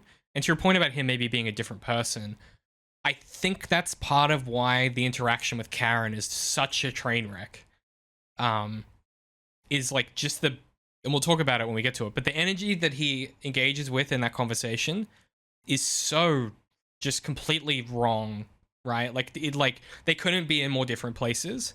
And so I think it is just working to communicate that difference in who he is at the moment. And maybe more importantly, who he isn't. He's a bit more like impatient, and he's, I don't know, he's a bit colder. And like I feel like you also get that in the date scene later on as well. Yeah, he's kind of rude. Yeah, like, and that's not really something we've seen from Matt before, to be completely honest. Yeah, exactly. Except for like that first 3 episodes of season 3 where he's being the most edgelord guy of all time, and he's telling Sister Maggie to fuck off every 3 minutes. Yeah, didn't like that. Yeah, that's a different. I loved it. You hated it. It was great. I guess I don't know where to talk about. Where do we talk about his decision to no longer be Daredevil? I think at the end of the episode, right? Because that's where we get. Well, no, actually, we'll talk about it with the Karen conversation because she brings that up, doesn't she? Okay. So we'll quickly talk about the trial, and then we might talk about that. Take a quick break, and then keep going. So, Matt goes to testify at Dex's trial. Do either of you have what he says here written down? No, but it was a banger. Yeah, he goes, as you know, I have stood in this court many times, delivered summations, called witnesses, and defended the innocent to the best of my ability. But as I sit here on the other side of the court, it occurs to me that justice will not be served today. It won't be served because whatever sentence is passed, Foggy Nelson, only his mother called him Franklin, will still be dead.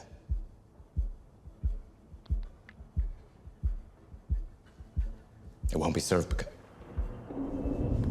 And then Karen walks in and he kind of breezes up a little bit. He says, it won't be served because I don't get to see him again. We don't get to see Foggy again today. Or tomorrow, or ever. Because my friend is dead. Killed on the whim of a violent and disturbed man. A self-styled assassin with a grudge. Out to murder his perceived enemies. But in the absence of justice, the court can't punish this man. And then, he goes on to say, he should be, punished to the fullest extent of the law, or whatever it is. But yeah, it's great. And then the judge basically says, do you have any words in your defense? To Dex, and Dex is like, nope, I got nothing to say. And she's like, well, that doesn't surprise me. Like, you haven't shown an ounce of remorse this entire time. And yeah, he gets sentenced to jail for 6 life sentences with no chance of parole. Great little sequence. Great Daredevil stuff. Great Dex stuff. I like that because Dex is so violent, he's just like, and he's real fucked up from this fall. He's just like all got weird stuff around his like arms and chest and stuff. Pretty sure that was like their version of a straitjacket because he can't have his hands free at all because everything's a weapon to him. Yeah, that was my understanding as well. Imagine if he just started, like, broke out, just started throwing things in the courtroom, just like killing everyone. That'd be wild. Anyway, what I like in this scene is the words Matt chooses. He's trying not to like glamorize, or he's trying to de-glamorize Dex, right? Like that he says, killed on the whims of a violent and disturbed man, the self-styled assassin with a grudge. Like he's trying to like put Dex's like legacy in the dirt, kind of thing. Like that's like, and what he says to Karen after this is, he's he wanted all this to be handled through the system. It's very what do you call it? Like, articulate and verbose.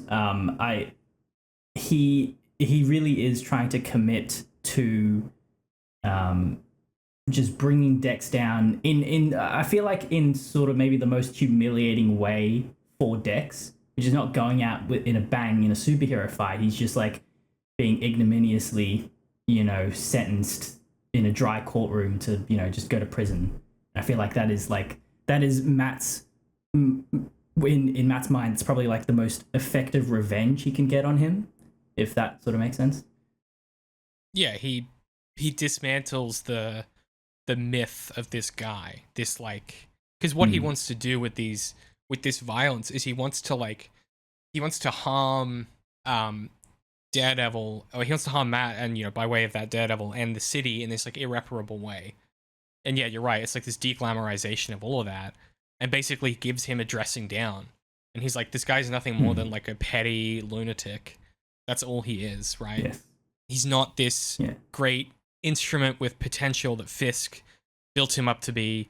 He's not this great influence on the city that can control his own destiny. He's just some fucking pathetic killer, you know? Yes. Yeah, exactly. And like that's like that is like Matt's like sort of sweet revenge, you know? Yeah. Right. And I think on the corollary to that is that Matt no longer needs Daredevil, right? So it's also this dressing down, and it's also sort of because he's not in a position where he needs that type of world anymore. The revenge is all the sweeter because he's moved past all that, right? That's all in the past for him. Yeah. There's something like it makes it makes Dex by comparison feel almost like a truculent child, where you're like, yeah, this thing you did was like pathetic and like cowardly, and it's time that the world knew it, sort of thing. I think it's really effective for me. I think there's an interesting reading here, depending on what they're trying to do with Matt's character and how he's so like the way that everything plays out. They want us to like his life now. Like one of the reactions that I had thought that he would have had when he's facing Dex again for the first time is just kind of like breaking down in tears and going, why? Because that was the last thing he said to him on the rooftop. Because like that would be the only thing that he would want to know is like, why did you do this to Foggy? And if he had had that mentality, if he didn't have all of this success with his business, if he didn't have the nice suits and all of this stuff, you know what I'm trying to say? It's like they took him in a really certain direction where the audience is fine with where he is and with him like not even being Daredevil almost. I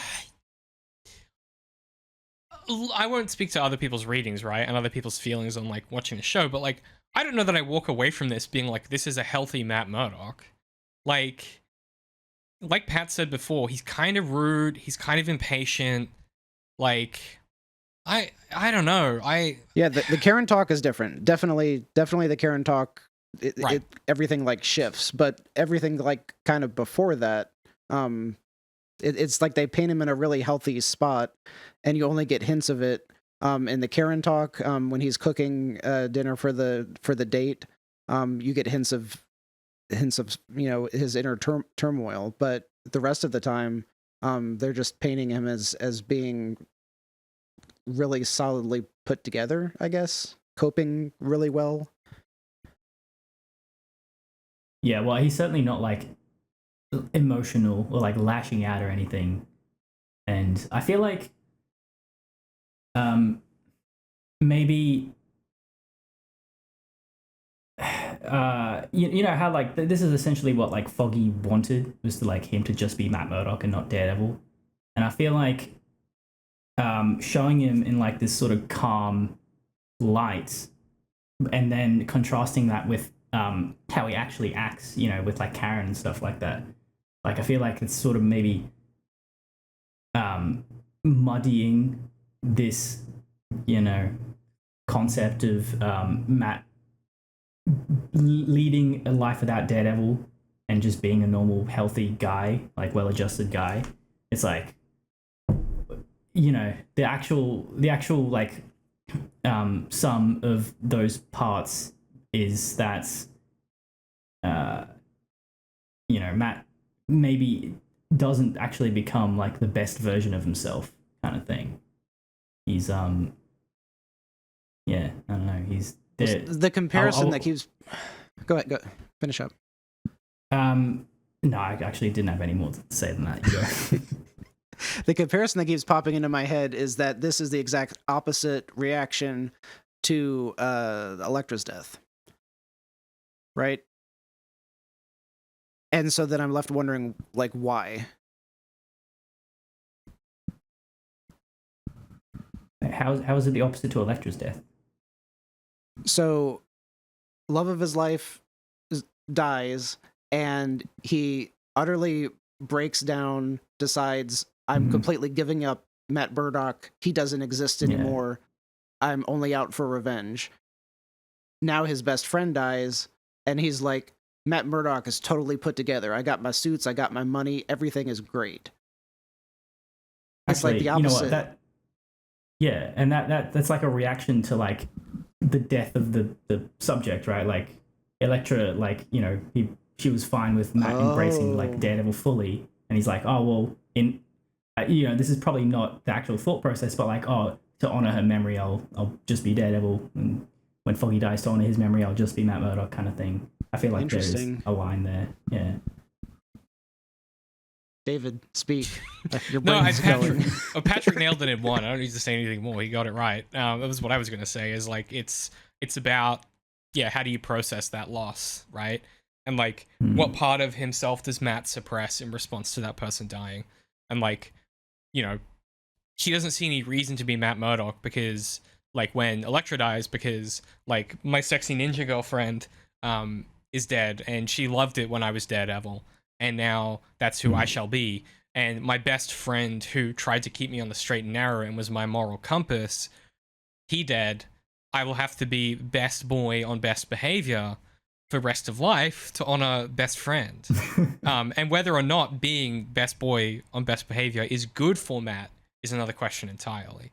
You know, like, life is about balance, and I think anytime that he is rejecting those extremes, he finds himself in positions where there will be some kind of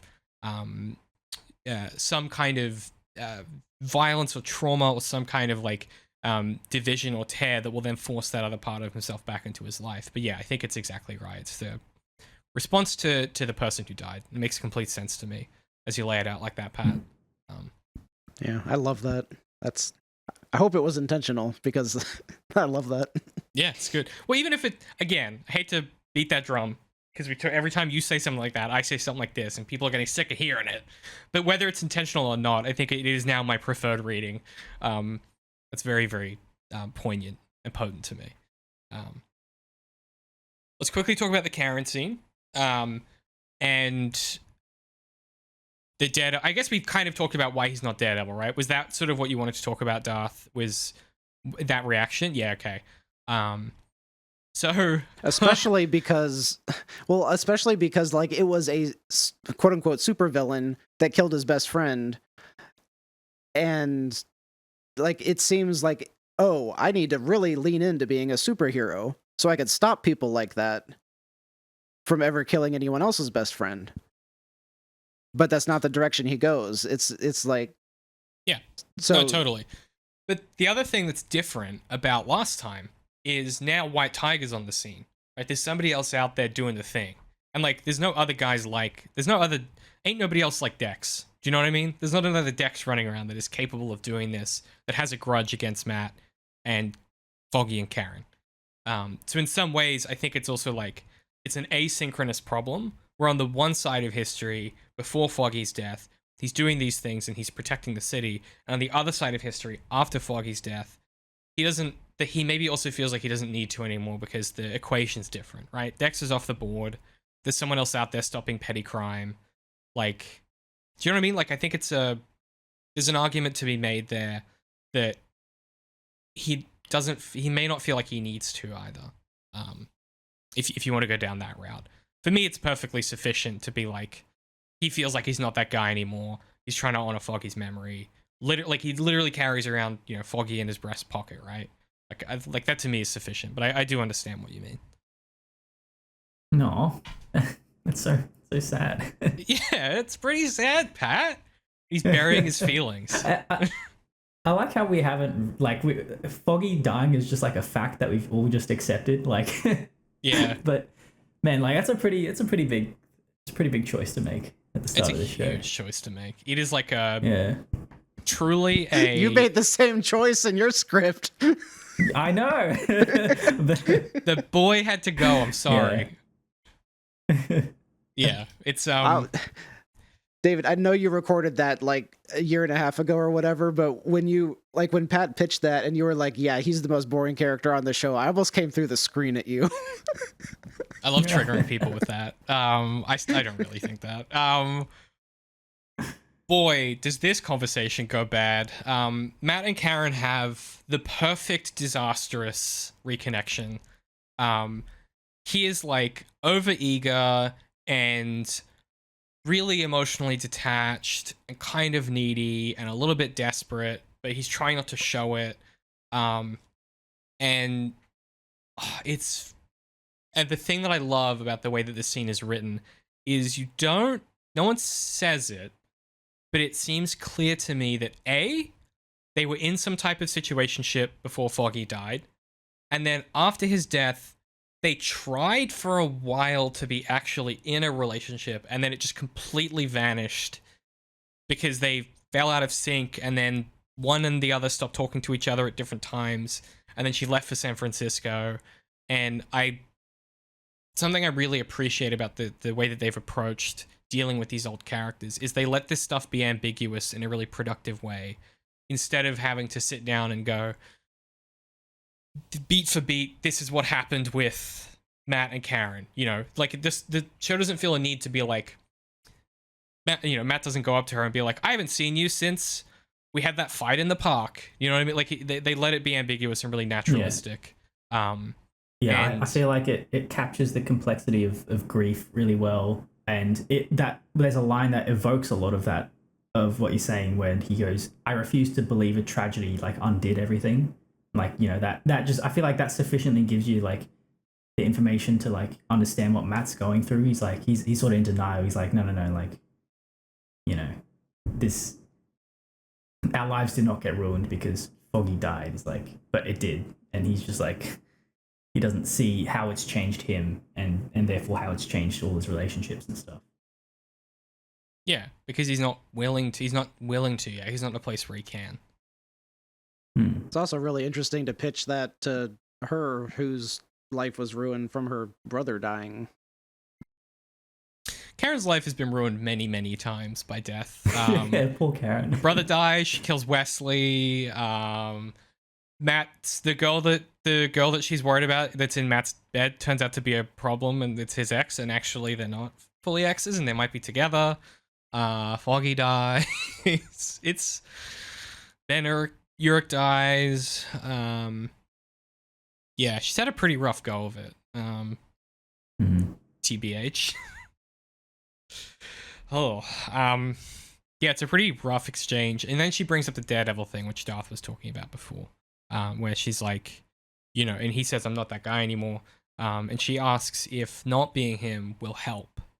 And he says it hasn't made it worse, which I thought was a really interesting response. Right? What does that whole exchange even mean? So she's kind of going like, what about the other guy? Like, what about Daredevil? Like, I think in her head, she's like, she knows that Matt Murdock is Daredevil. And I don't mean that in that she knows his identity. She knows that Daredevil is a part of him, right? That's something that she comes to accept. And I think, in fact, love about him is that he is this character who has this dual personalities, two sides of the same coin. And I think she's basically saying, like, you're ignoring this other half of yourself. And to Pat's point before, not dealing with this grief and not acknowledging that this has changed you. And you need to, like, have you dealt with the fact that you've discarded this other entire half of yourself? And then he says, it hasn't made it worse. Instead of saying, I'm happy, or like, I don't need him anymore. He says, like, I'm not him anymore.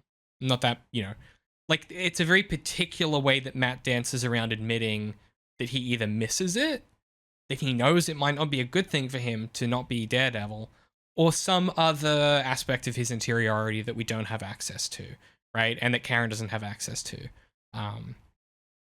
Is that your reading as well, Pat? That there's a sort of an unspoken implication from Karen here? An unspoken, yeah, like I, the way Matt expresses himself, I feel like you infer that there's a self-awareness, like to a degree, but there's not like a self-awareness about him, being self-aware and trying to place this grief, like in the context of, or like process this grief rather, like Matt says he gives a very like moderate answer. It hasn't made it worse, as in he realizes that he's expected to undergo some dramatic change and have some like dramatic like expressiveness, but he's trying to like come across like he is dealing with it in like a like a sensible, like healthy way, but like Karen knows that it's like sort of like an affectation, or like he actually doesn't know about himself what he doesn't know, kind of thing, and like she sees how that manifests in like these subtle ways that Matt is blind to, pun intended. Patrick Laverne, how dare you? Yeah, we didn't do a lot of blind jokes on the show. It's an interesting choice for us. No. We're not typically an ableist podcast. Sorry, I'll stop. Does that make sense?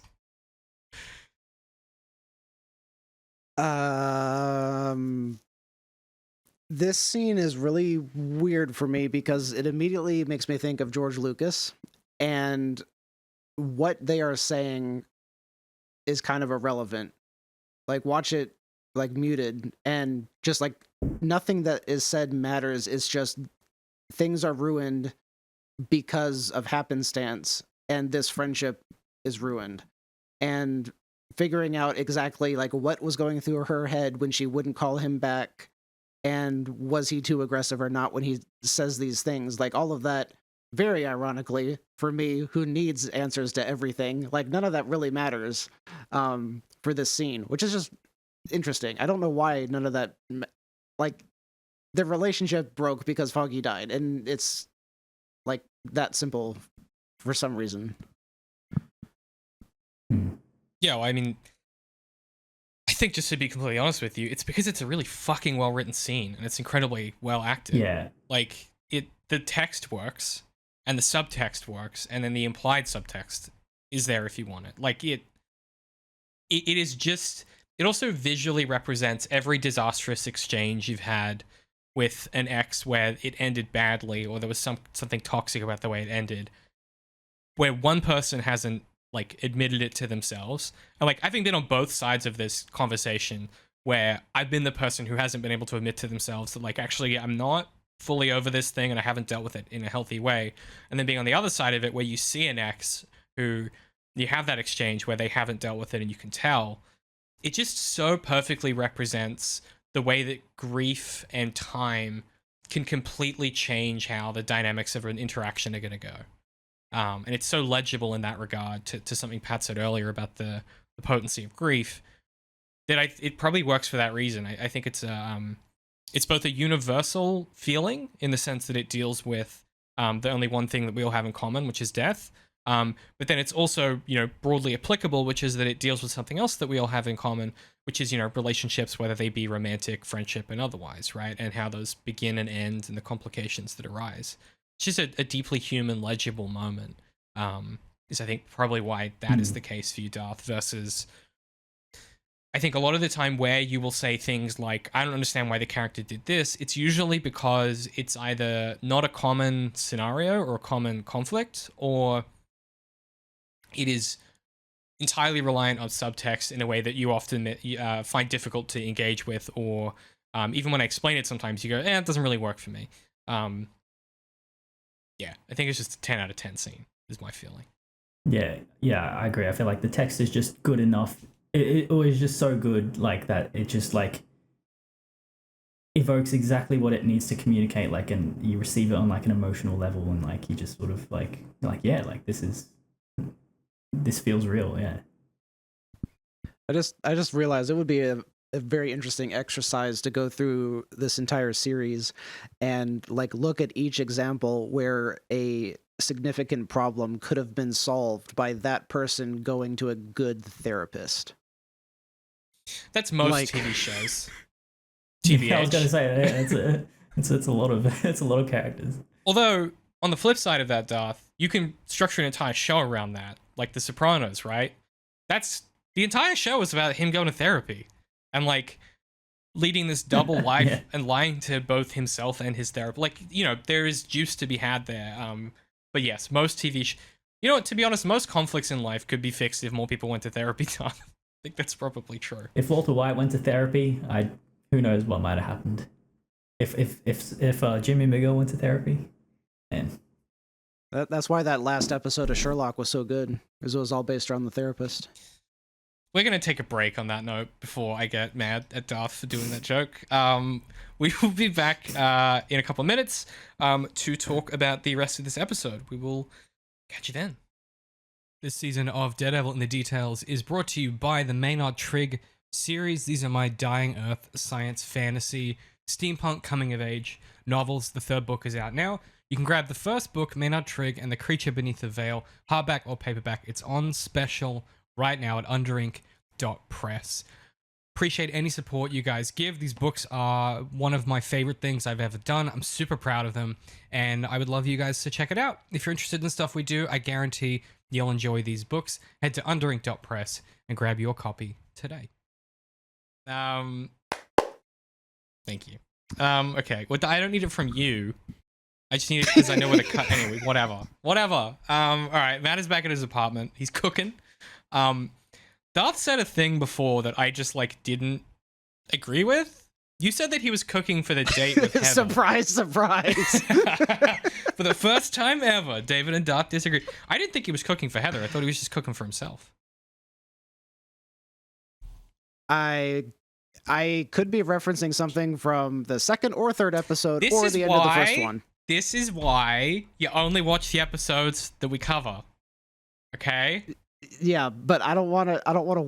It's a good show. I don't want to wait. The discipline required, Darth.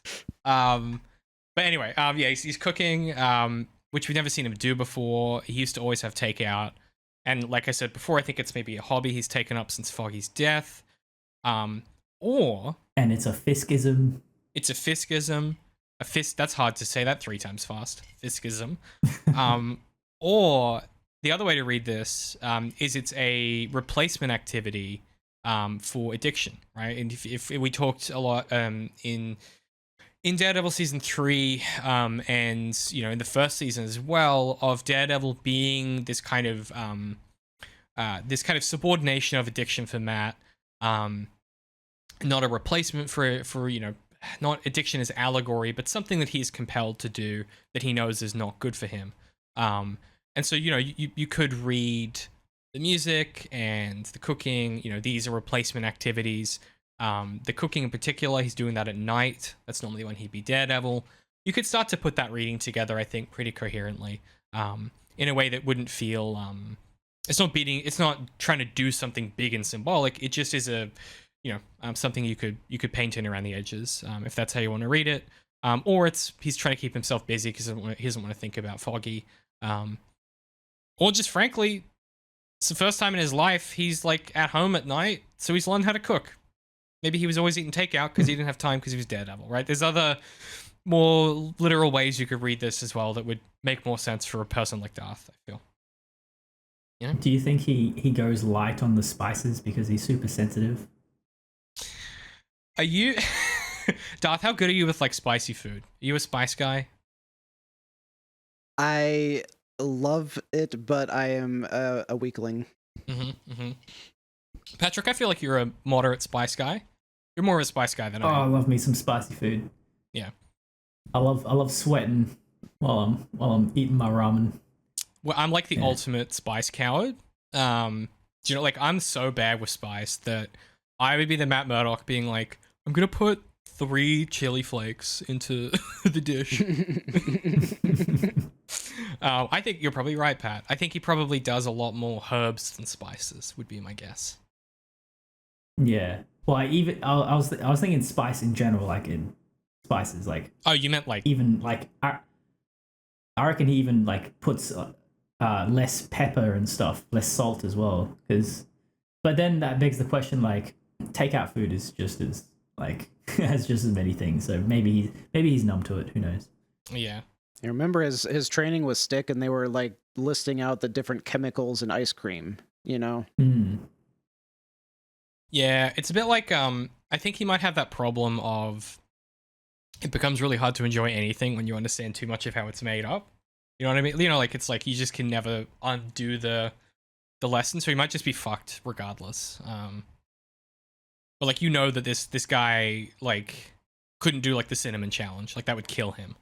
Like, you're fully dead. Nobody should ever do the cinnamon challenge. Not that anyone should ever do it. And yeah, there's a really cool little thing that happens, which is he's just cooking in the dark. Again, it's a good detail.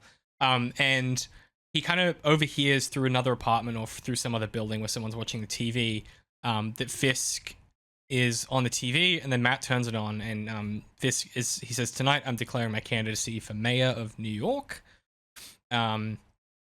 which we saw coming from the 25,000 signatures, and Matt kind of sits there and just processes this as his the beginnings of his meal burn. He's blanching his garlic, and doesn't get any much further than that, as he just kind of sits there and tries to process this revelation. Great little beat. Is this where Fisk says there's nothing nuanced to get back getting shot by a vigilante? I think that's later in his acceptance speech, isn't it? Oh, okay. Oh, yeah. Right. Yeah. His political career moves very fast in this episode. Well, it doesn't. He got the 25,000 signatures, which means he's been doing this for a while. Yeah, true. That's how I read that anyway. We also candidly don't know how long the space of time this episode takes. We assume a couple days. It could be longer than that, right? I don't know. I was also going to say like that much longer. A millionaire or billionaire mob boss could get 25,000 signatures in like a couple hours. Yeah. You know what's disappointing? I'm hoping that this like gormless little fucker in his strategy room, Daniel Blake, this little guy, this little weasel guy, who's like blowing smoke up Fisk's ass. He's like, Mayor Fisk, that's the coolest shit ever, dude. I'm like, is this gonna? Hey, speaking of Sopranos, that's young Tony Soprano right there. 100%. Yeah. I was like, is he gonna be Fisk's Elon? Is he gonna be the other president? Like maybe. Maybe. He's got the same gormless fucker energy. But yeah, I just thought it was very funny that he's just like, you know, they're like, oh, we got a course, you know, and this guy's just like, nah, man, like you're trending, like the fucking Zoomers love you, bro. Like this guy just very frustrating to experience on screen. Really well written and really well acted. Yeah. I'm excited to hate this guy. You know? Yeah, and so we kind of go to his strategy room, and we get this little bit of detail with Daniel Blake. And this, Patrick, Daniel Blake is one of the characters that both of us, in both of the times that we did the kind of trailer reactions, we both went, who is this guy that's getting screen time in these trailers? He was one of the guys that we were sort of wondering about. So I'm wondering how big of a part he's going to play. I think he's gonna play a pretty big part. Like he seems like, I don't know. He seems like someone like an aspiring Fisk. In fact, it kind of like, you know, young aspirational political climber. Like, is that not what Fisk was in his early days? Like, I feel like, yeah, he's gonna be Fisk's protege, but not in the Dex type of way, but in another type of way. A political way. Do you think like lesson one is like they go to like the old folks' home where Daniel Blake's father is, and Fisk hands him a hammer, and he's like, "Now kill your father." The first. And then he'd be like, "Oh, okay, sir." He'd do it too. And it'd be James Gandolfini. Oh, what a tragedy. Very good. Yeah, I like that. Yeah, Darth, what do you think of this little fucker?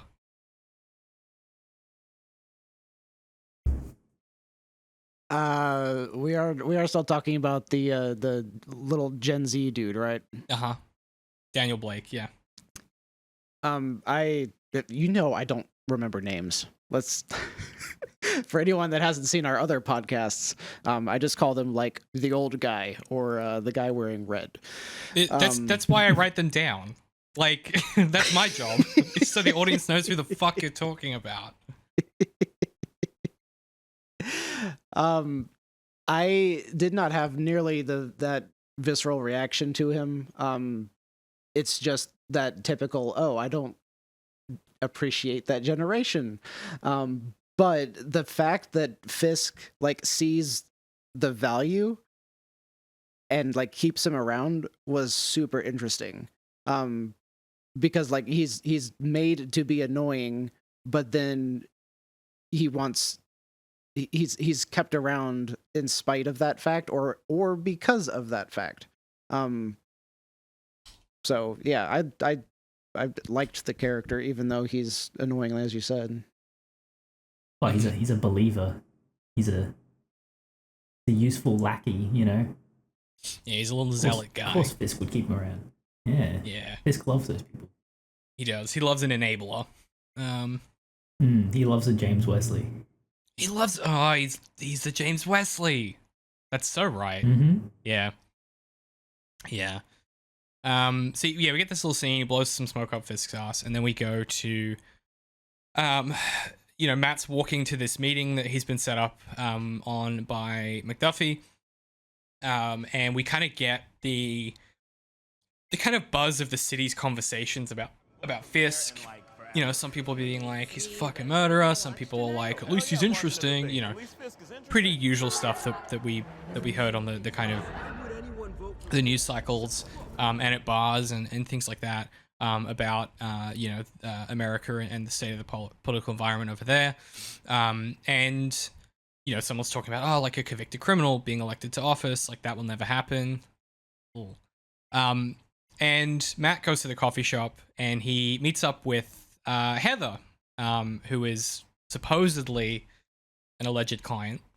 And then McDuffie's done the same thing to both of them, which is like tell them that the other is a potential client because it's a blind date, little setup. And Matt immediately makes it about himself, where he's like, I can't believe she did this to me. And Heather has to be like, she did this to me too, dude. And he's like, oh yeah, fuck, shit. That's like he immediately backtracks. And yeah, we get a little montage of them having a pretty good time, having a bit of a laugh. Where are you from? He picks up on her accent. She's from Queens and he's from Hell's Kitchen. Like, it's cute. Matt's just lucky that he has like so many other things going for him that like he can afford to like be extremely rude initially and then bring it back. I mean, if you looked like Charlie Cox, you know what I mean? Like, yes, that's one of the things. Yes. Yeah. So it's very powerful. Successful lawyer. Funny. He's a funny guy. Well, yeah, just his wit is like crazy off the charts. Yeah. Oh, his charisma is like plus 21. Like, this dude just has all the charm in the world. Yeah. It's also interesting to like reference back the season 1 when Foggy is like, oh, he somehow always knows when the girl is attractive, right? And I wonder if like, was that not at play here, or is he not even trying to date anyone anymore? And was that because of Elektra or because of Karen or what? It's because of Karen and because of Foggy. So we get when he goes back to the office and he's politely chewing McDuffie about this. She goes, "It's time." Like, and they've, because if you remember before he goes to the to the hearing to give his testimony. McDuffie is like, if she's there, like, and he's like, yeah, I know, like, implying like, yes, I'll talk to her, like, and then on the other side of that now, she set him up on this date, and she's like, it's been long enough, it's time to get back out there, type of thing. So I think it's because of Karen and because of how that all went bad after Foggy's death, is my feeling. The other bit that I wondered was if they were being set up not necessarily as a date, but because she's a therapist. And if you could get him dating a therapist, then that would be the best possible thing for him. Can I tell you something? I didn't actually consider that. Can I tell you something? As someone who has a friend who's a therapist, being a friend with a therapist is not fucking help. It's not like having a therapy. They don't therapy you. They point at behaviors and they go, that's fucked. And you're like, yep. Like, it's so hard to explain. Whenever I hang out with Lucy, it's not like she sits there and like she does therapy to me. All it is you just have a friend who's a therapist who complains about stuff like a normal person. And who like... Yeah, but it might be different if you're dating a therapist. I can't say that I've done that, so I don't know, but I just can't imagine it is, because all you get is all the stuff that they have to not do when they're giving therapy. So it's a lot of them just being anxious and sad and weird like a normal person. I don't know. Yeah, I mean, obviously, they're not their job. Yeah, exactly. That's all I wanted to say. I just want to put that out there as a lived experience.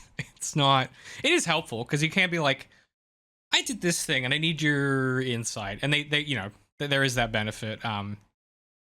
But yeah, I like that it becomes a little montage and they just seem like they're getting along really well. So you're from Queens, huh? How did you know? Accent's still there. Like hell it is. It's there. You've worked to shorten the A's and the O's, but you can still hear the effort. It's slight, but it's there. Don't feel bad. It's a blind thing. Wow. So where are you from? 37th and 8th. Hell's Kitchen. Tough guy, huh? Not at all. You been to the kitchen lately? Now, Queens, that's rough. You've been to Queens lately? Yeah, only for Sal, Chris, and Charlie's. The lawyer from the kitchen's got good taste in sandwiches. Where did you go to high school?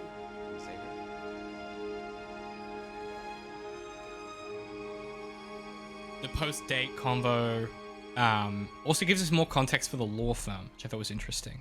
So it seems like Matt has Detective Sherry, or ex-Detective Sherry, on retainer as his, like, investigator, because Sherry knows that Matt is Daredevil, and so maybe he's kind of using this guy to do some stuff, a little bit shadier, a little bit, more around the edges of the law.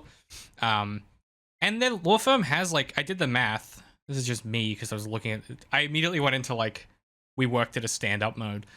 There's about 10 desks, that a room for hot desking, plus Matt, plus McDuffie, plus this investor. So I was like, making decent money here. In a pretty swanky office. So, it's pretty decent setup for a business. But, yeah, and then Matt asks for Heather's number, is the kind of throughput. As he puts it, to apologize for you being inappropriate. She's like, sure. Yeah, that's why you want it. Good little sequence. This is typical me probably reading too much into it, but the detective, Sherry, he is the one who finds Matt on the roof at the beginning of the episode with the helmet off. And when I realized that this was the same guy that's now working with him at this new lawyer's office, and I'm like, is that the only reason that he's working with him? Because now they share this secret? Because like the dude retired, so like why is he now doing this work with? So like, does he really believe in Daredevil? Is that why he's there, or were they friends in their backstory and we don't know about it or something? Yeah, I feel like there's a few things here. One of them is that they had a rapport even before he knew he was Daredevil. which is something that this show is like, hey, they've been friends for ages, don't even though you've never seen him before. And then he finds out he's Daredevil. And then the other thing is that in that beginning scene, Sherry, he seems like he kind of gives off the vibe that like he's retiring, but he's like he's not done with his life kind of thing. Like he's just not working as a police officer anymore. But he still has things to do. That's the vibe I got. Well, he gives us pretty good reason why he's retiring as well in the bar, which is like Daredevil and White Tiger here, like the vigilantes, right? And like, to be honest, he retires and ends up working for the guy who used to be one of those vigilantes. Like it's pretty fucking clean. But also from my view, Darth, like all of the above potentially, right? Like because they had that relationship, because he might believe in the Daredevil project, like you can start to like all of those things could also be true and not be mutually exclusive to me. But I very much felt the same way. I was like, there's something here. Well, I mean, if you think back to that opening scene, why does it have to end with someone coming on the roof and finding out Daredevil's secret identity? Like, why does it end on that instead of just Matt being up there heartbroken over Foggy? Well, this was when I first keyed into the fact that maybe the fact that this guy was Daredevil's equivalent of Alfred sort of character. That was when I first keyed in, like maybe this new stuff at the beginning was the reshoots. Whereas like maybe this guy was always Matt's Alfred type character. And they had to like retrospectively fit him into that epilogue for season 3. Yeah, that kind of makes sense to me, Yeah. Yeah, it's a good little sequence, and what they end up talking about is Fisk, right? Where Matt has clearly had Sherry go and investigate Fisk, and he comes back and he's like, the campaign is completely clean. And they have this little exchange where he's like, oh, what does he say about Vanessa? That she's some kind of finance wizard or something? Yeah, something basically, yeah. Something like that. Just that she can produce a lot of money. Yeah, and then Matt fires back with, if the city actually elects him, they'll get the mayor they deserve. And I was like, bro, shots fired at New York City, brother. Yeah, there's a bunch of stuff that we can kind of move through here, I think, plot-wise, that all, really moves us to the diner scene, which is the main thrust of how this episode ends. Do you think that line was a Batman reference, by the way? Since this is obviously such a Batman ripoff, but it's like it's the mayor the city deserves. You're not the mayor the city needs. You're the mayor the city deserves. Yeah, I mean, in this context though, it's like more of like a I don't know, like a punitive tone to it. Like the city gets what it deserves, whereas in Batman, it's more like more of a positive thing, like. Yeah. I mean, it's the opposite, but it also just, I mean, the line is like almost just directly referencing Dark Knight. Although it's, I mean, the line is said other places, obviously, but anyway, that's what popped in my brain. Do you think, I think that there's a second thing here, and I'm just checking my facts on this. I think there's another thing at play here, which is, I think Fisk being elected is important here. One of the things that I think this show is going to be thinking about a lot is the vigilante stuff that we've already talked about. One of the things Fisk does in his opening speech is he brings up the fact that he was beaten to a pulp by a vigilante, and he's kind of metaphorizing dealing with this problem as, treating cancer with chemo and things like that. I think the reason why that line works for me coming from Matt, who's given up Daredevil, is like, he's not just saying I think it is obviously not an illusion, but it's the same language as the Dark Knight or whatever. But I think it's also this Matt that we are currently experiencing who feels like he lacks empathy, or he feels like he's unwilling to engage with things emotionally. I think it's also playing on that aspect. Where he's maybe unwilling to admit that this bothers him more than it does. Because as he walks out the door, he's like, no, forget it. Like, no, forget it. And then he leaves, right? Like, he's this close to re-engaging And in that moment, and what I like about that is in that moment, instead of doing this other shady shit, that's the moment he decides to go confront Fisk. He's just like, I'm just going to go meet him on his face to face instead of try and do whatever this other thing is that would be my natural instinct. That's kind of a piece with that, I think. I've been really anxious to hear what y'all think about this diner scene. Television's back, boys. Television's back. We so have good. Matt and Fisk. Can you set it up for us, Pat? What's the conversation about? What's the vibe? So Matt accosts Fisk coming out of his speech. He wants to have a little chat with him in a very authoritative manner. He cajoles Fisk into having a one-on-one meeting with him. They go to near a diner that's nearby, and Matt is doing a checkup on Fisk as if Matt is his parole officer or something. Yeah, that's the sort of Yeah, it's very like confrontational from Matt. And then we have they kind of sit there and having coffee, and the one of my favorite fucking like moments where Matt immediately dresses Fisk down, and he's like, "Huh, you've lost some weight and gained some muscle," and he's like, "I'm not trying to spar with you, Murdock." And then we get the ultimate line from Fisk, which I thought was great from the trailers, which is, "It's not entirely unpleasant to see you again," which is such a that's such a Fiskism. To not just say it's good to see you, to not say I'm surprised to see you, to like layer it in all this qualification, this sophistication he has. And we get, this is where Fisk alludes to, he asks about kids, and they kind of talk about Becky's diner. Neither of them make it to Hell's Kitchen much anymore. The thing I really like about the kids question is, if you think about these two characters, Fisk and his relationship with Vanessa, who presumably, if he was going to have kids, that's who he'd have kids with, that's kind of completely decayed over time. Matt, who was with Karen, that's probably the person who he would have kids with. That relationship has evaporated, and both of them have lost their relationships because of these their respective tragedies in their lives, right? And in some way, those tragedies are the other person's fault. Or the other person is at least culpable for those tragedies, right? Dex doesn't become the lunatic that goes after Matt, Karen, and Foggy without Fisk building Dex into that person and giving him that confidence and making him into a weapon that he points at Daredevil. And equally, Vanessa's relationship with Fisk doesn't implode if Daredevil doesn't beat him to a pulp and force him to like reconsider his life, right?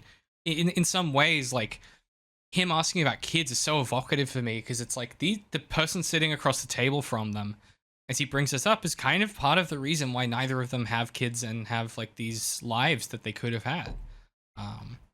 It's really poignant for me.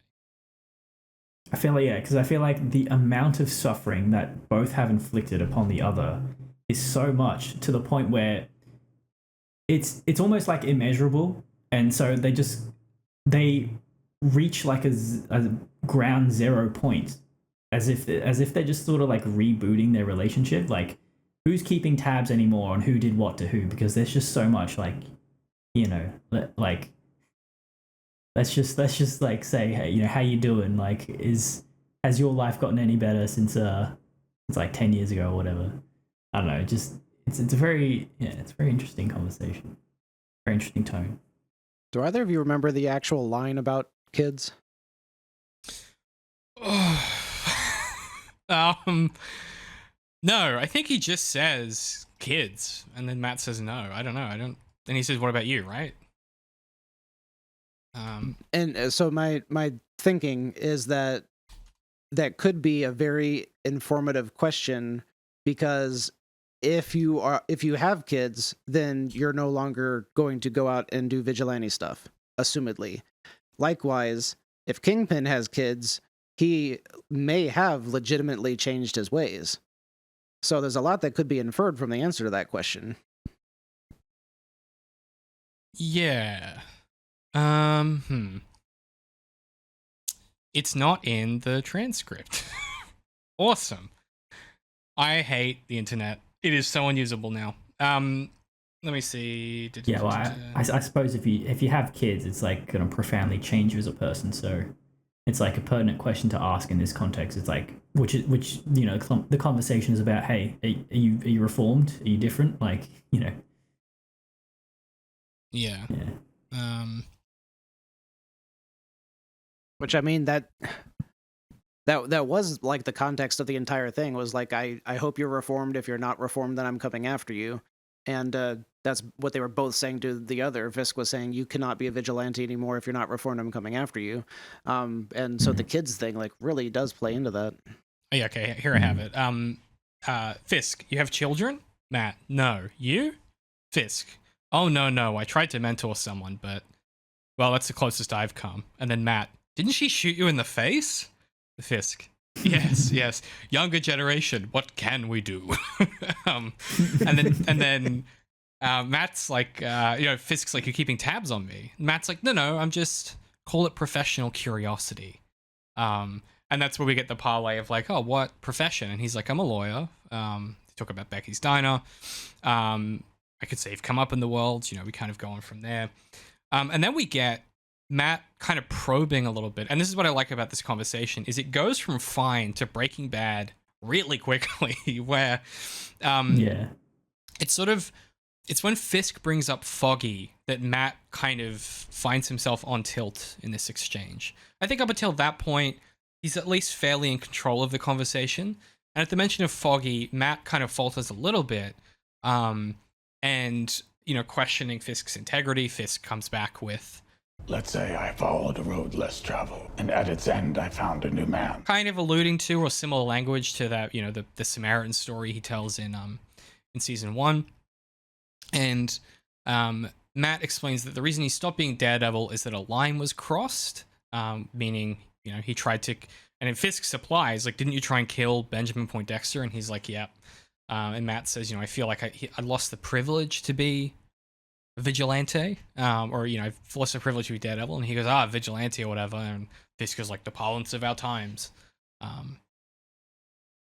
I like how Fisk says he doesn't want to spar, and then he says, yeah, didn't you kill that guy? Yeah. Like, oh, yeah.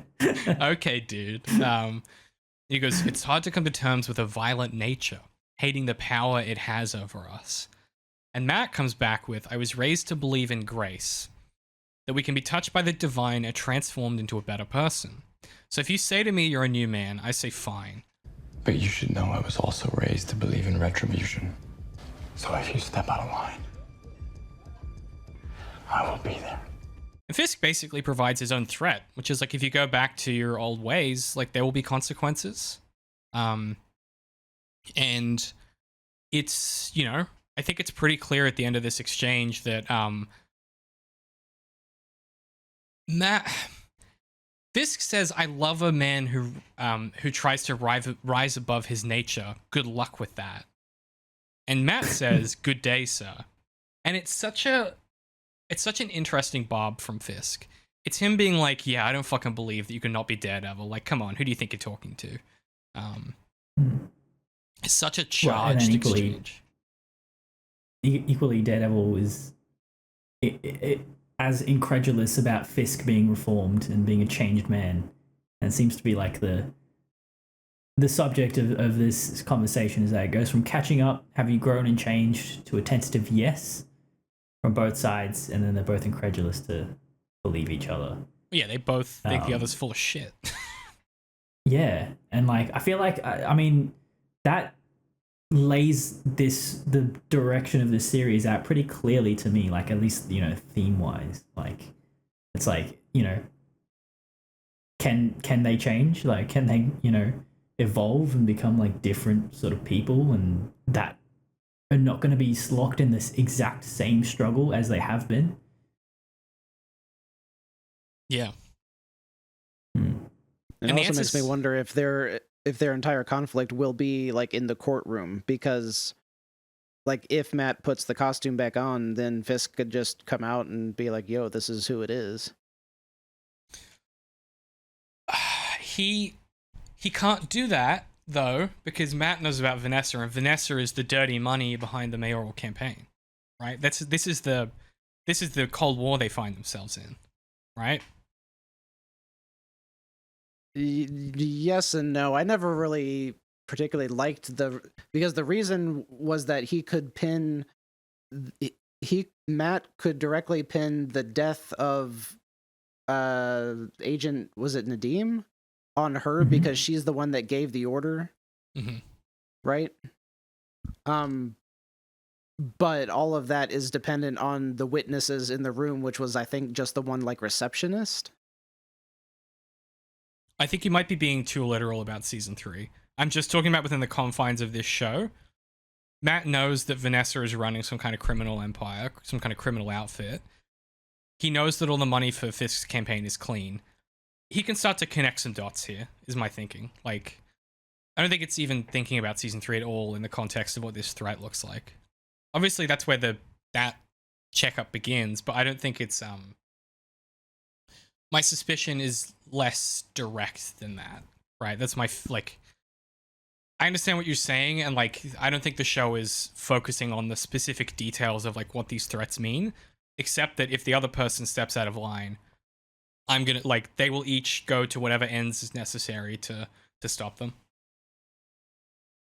Well, I guess also for me there was no it literally was direct. Like I finished season 3 and then season 4 came out like 2 weeks later, so there was no time gap for me. So I hear him say, if you get out of line, I have dirt on Vanessa and I will turn her in, so you will stay in line. And then this episode he brings it up again, so I'm like, oh, of course he's referring to the same thing.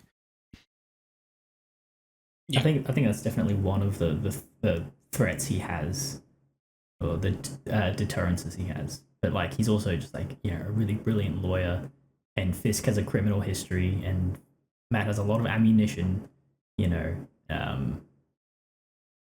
And just like how confident Matt is and how much power he holds in this scene, I feel like you're just meant to go with the fact that like Matt has a lot of stuff on Fisk that he could use against him, and one of them is probably locking Vanessa away, and that threat he made in season 3. Yeah, this is the first time that we've had them be on equal footing ever, right? It's always been that Fisk has more cards to play. It's always been that Fisk has the upper hand. This is like the first time where they've kind of had equal authority with each other, right? Well, I'd say Daredevil has the upper hand, yeah. Which is why I think this episode is about a reversal of roles. I think Daredevil is in the domineering position here. Yeah. Well, that's why Fisk feels the need to have that little bob at the end, where he has a little snipe on the way out, being like, I admire a man who tries to rise above the station. And Matt just says, "Good day, sir." Right? He doesn't need a jab at the end because he knows he has the upper hand. Yeah. No, I love this scene so much. Seeing them together on screen again, seeing them have this little verbal spar, the pleasantness they have at the beginning with each other, all of this works so well for me. I'm super excited to see where this goes, this relationship. And I love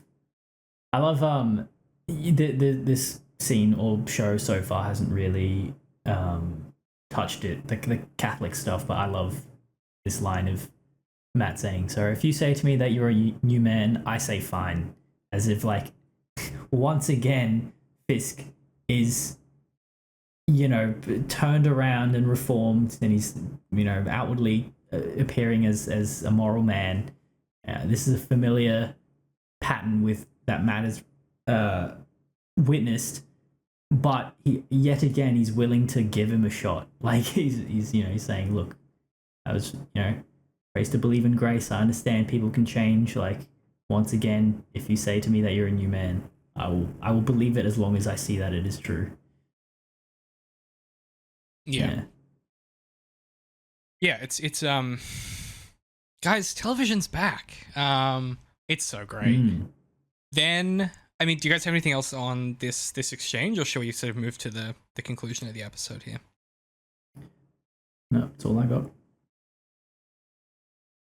I have a much longer talk about whether him Fisk knowing the secret identity, how well that works. But also I haven't given enough thought to really delve into it, and you guys may have in the end of your coverage that I haven't yet gotten to because I have to make it through the Defenders stuff. Well, yeah, I feel like this is a question that the show is kind of not addressing, is like the amount of people that know Matt's identity. Like, you know, like if Dex knew his identity, he could have said that at any time in the trial, but he didn't, sort of thing. Yeah. I think there at a certain point there has to be a suspension of disbelief for these stories to work, and I think that is one of them.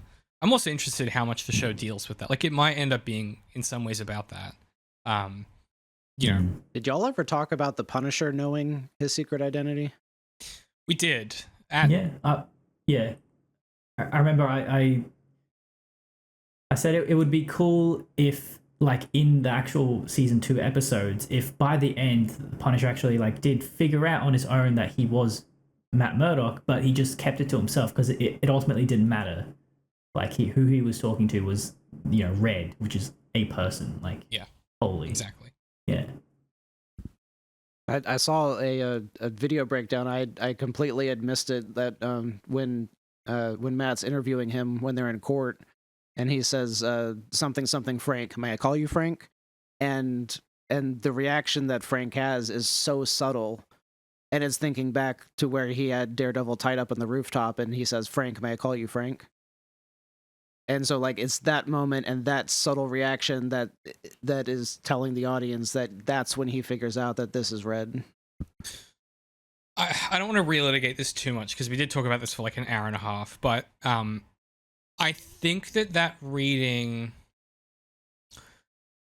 How do I say this? I think Pat's more onto the way that I think the show is trying to be read, which is, or the way that it teaches you to read the Punisher, which is that is one interpretation, but it is more important that who Frank is. It's for Frank, it's more important who he's talking to than this realization, right? That's why the show doesn't have him say to anybody, "I figured out who Daredevil is." So I think it is true, but it's also just, you could also read that as Frank being like, "That's weirdly formal," or like him just reacting weird, because Frank reacts weird to people's stuff because he's still in Punisher mode, right?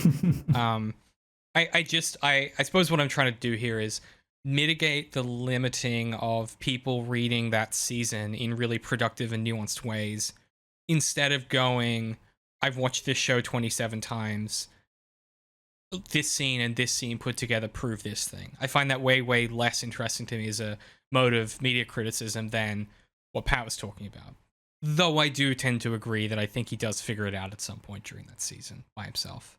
Or at least suspects, you know. Anyway, that's just to say, we could probably, I'm sure that Frank will be in this season because we saw him in the trailer. I'm sure we'll have an opportunity to have this conversation in some more detail. I guess just to say, I just got re-excited about that thought. I forgot he was in this season. Yeah, he's in that trailer, baby. Oh my goodness. You know, Matt and Heather are on a date. It seems like it's going well. And just to say the thing, Fisk wins. Fisk wins. We get a little exchange with Fisk and Vanessa on the rooftop where Vanessa sort of, you know, Fisk is like, I know about Adam. You know, she's like, please don't kill him. And he's like, I'm a different man. And we get some pretty scary scenes of New York where these, you know, Fisk supporters are getting a little too rough. Matt and Heather, you know, kiss goodnight, and then we get this moment we talked about a little bit earlier, where these two characters kind of stare, you know, into the evening and kind of brood over the chaos that the Fisk is looking down on, and then the chaos that Matt is in the middle of, and just in a real choice moment, Fisk is kind of bathed in white light, and Matt, there's sort of the smoke rising around him, and there's this flickering of red that kind of cuts across half of his face. Just really a really cool sequence of shots to kind of end, almost montage-like ending to this episode as well. Yeah, it's really, really visually quite cool and really quite foreboding for me, right? The way this ends with Matt, the length of time they choose to allow him to be just deep in thought among this crowd of people, and the kind of expression on Cox's face as he kind of moves through the city. I love this kind of simmering return of emotion to Matt Murdock in a way that we just haven't seen outside of his frustration in the diner. I love this sequence of scenes. I feel like the shots of the city in the sequence are very Gotham-like, very smoggy, wet, rough hooligans around. Yeah. And it's the opposite of the opening scene, where all the good guys were happy, everything was beautifully shot, and then at the end it's also that like montage kind of feel, very cinematic, and the good guys are all sad and the bad guys are elevated. Huh. Yeah, exactly. Very well observed. Yeah, I think that's exactly right. Yeah, you didn't see that coming, did you? And now you have blind jokes. You're welcome. No. I refuse. Hey, yeah, listen, it's good. I don't know if it can keep being good. I don't know if it can sustain it, but like as an opening salvo, pretty damn impressive. Piece of television here. Yeah, I had a great time with this episode. Any closing thoughts that you guys have? Anything you want to call out before we get out of here? I mean, I would just like to reiterate like what a strange, unique feeling the cinematography and the editing gives off as well. Like it's like equal parts trying to like pay homage to the original show, but also trying to distinguish itself somehow. Like it's, I don't know, just and again with like the zooms and stuff, and like the I don't know, the production, and it's just like a strange mix of the new and old. Which really I feel wonder like if is it's what the show's gone for. Sorry, I think it might be a little competitiveness between Disney and Netflix, because like now Disney's doing it, and they're like, let's show them what we could do. We're way better than Netflix. We got to show them. Yeah, possibly. Because who's the showrunner again, David? It's the I've closed that tab, Patrick, but it's the guy who was the showrunner for the Punisher, Netflix's Punisher. Right. Okay. Yes, the 2 seasons of that. Yeah. Yeah, I'm interested to see how that progresses, and if we move into a much more stable cinematography as the show goes on. Yeah.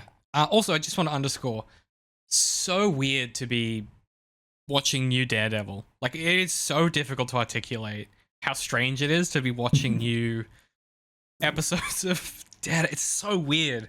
Like, yeah. Very, very strange, but very, very cool. Yeah, very, very excited for this season. Next episode, we will be talking about episodes 2 and 3 of Daredevil Born Again. If you want to watch along beforehand. Darth, you've got anything coming up? This will literally go out tomorrow once I finish editing. So if you've got anything on the horizon you want to plug, the 27 projects you still haven't finished, you want to talk about any of those? No. I got stuff upcoming. I'm making some career changes to give me more time to work on stuff. So, hopefully I'll have things coming out more frequently than once every 8 months. Patrick, if for some reason in the Impossible Sliding Doors universe someone's clicked, actually, well, there's some people maybe clicking on this for the first time, they don't know who we are, and they're like, oh, that Patrick guy is really interesting, had a lot to say. Where can people find more of your thoughts about film, philosophy, and how stories work on the internet? Oh, well, you can find us on YouTube, Spotify, Apple Podcasts, and SoundCloud. A Method to the Madness is what our podcast is called. We have a website, AMTTM.com. You can find all our episodes and socials from there. If you like Breaking Bad, Better Call Saul, Vince Gilligan stuff. We talk a lot about that. We also talk a lot about movies in general. Mm-hmm. Yeah, I didn't plan it, but once again, the AMTTM ad came up at the same time, so take that as a win. Oh, heck yeah. Love to see it. And of course, if you guys are watching this, this is a project from ZeroIndent. You can find everything we do at ZeroIndent.com, and you can support us and help bring the show to life and help us make time to do this at patreon.com/ZeroIndent. We are on the road to 100 patrons. We want to scale up what we do, and we want to start adding some new shows. The only way we can do that is with your support, so we appreciate that. If you would like to get a thing in exchange for your money, the Patreon is a great way to get Patreon exclusive conversations, like the conversation me and Darth had last week while Patrick was sitting without power. We ended up chatting about a bunch of shit. It was a really interesting chat. And there's all kinds of other stuff, like you can listen to me and my brother react to him watching the Batman for the first time, as well as a new show I'm trying out where you get to listen to me talk about whatever's on my mind as I cook a meal. So it's been a really interesting experiment. Usually talking about whatever I'm reading or watching while I cook a meal. And yeah, it's a very different thing that I've never done before. Or you can head to underink.press where you can find all of our merchandise and my books. That'll do it for now. Thanks so much for watching or listening. Please tell a friend about the show who you think might like it, and we'll be back next time. And guys, I've developed an outro for this because we need like an outro line for our Daredevil Born Again coverage. So are you ready? Yes. So it would be something like, until next time, it wasn't entirely unpleasant to see you again. Right? Very good. Yeah. Nice. All right. That'll do. Good stuff, boys. Big chat. If you like these handcrafted studies of genre fiction, please head over to ZeroIndent.com or patreon.com/ZeroIndent if you'd like to consider supporting us. Even if you just give us a follow on Patreon, that helps us out. Leave a comment, a like, and if you're in a financial position to do so, you can support us and get access to early content, additional videos, director's commentaries, audio diaries, and all kinds of different things we have coming up. It really makes a difference helping keep independent media crit alive. Once again, that is ZeroIndent.com or patreon.com/ZeroIndent if you'd like to support us.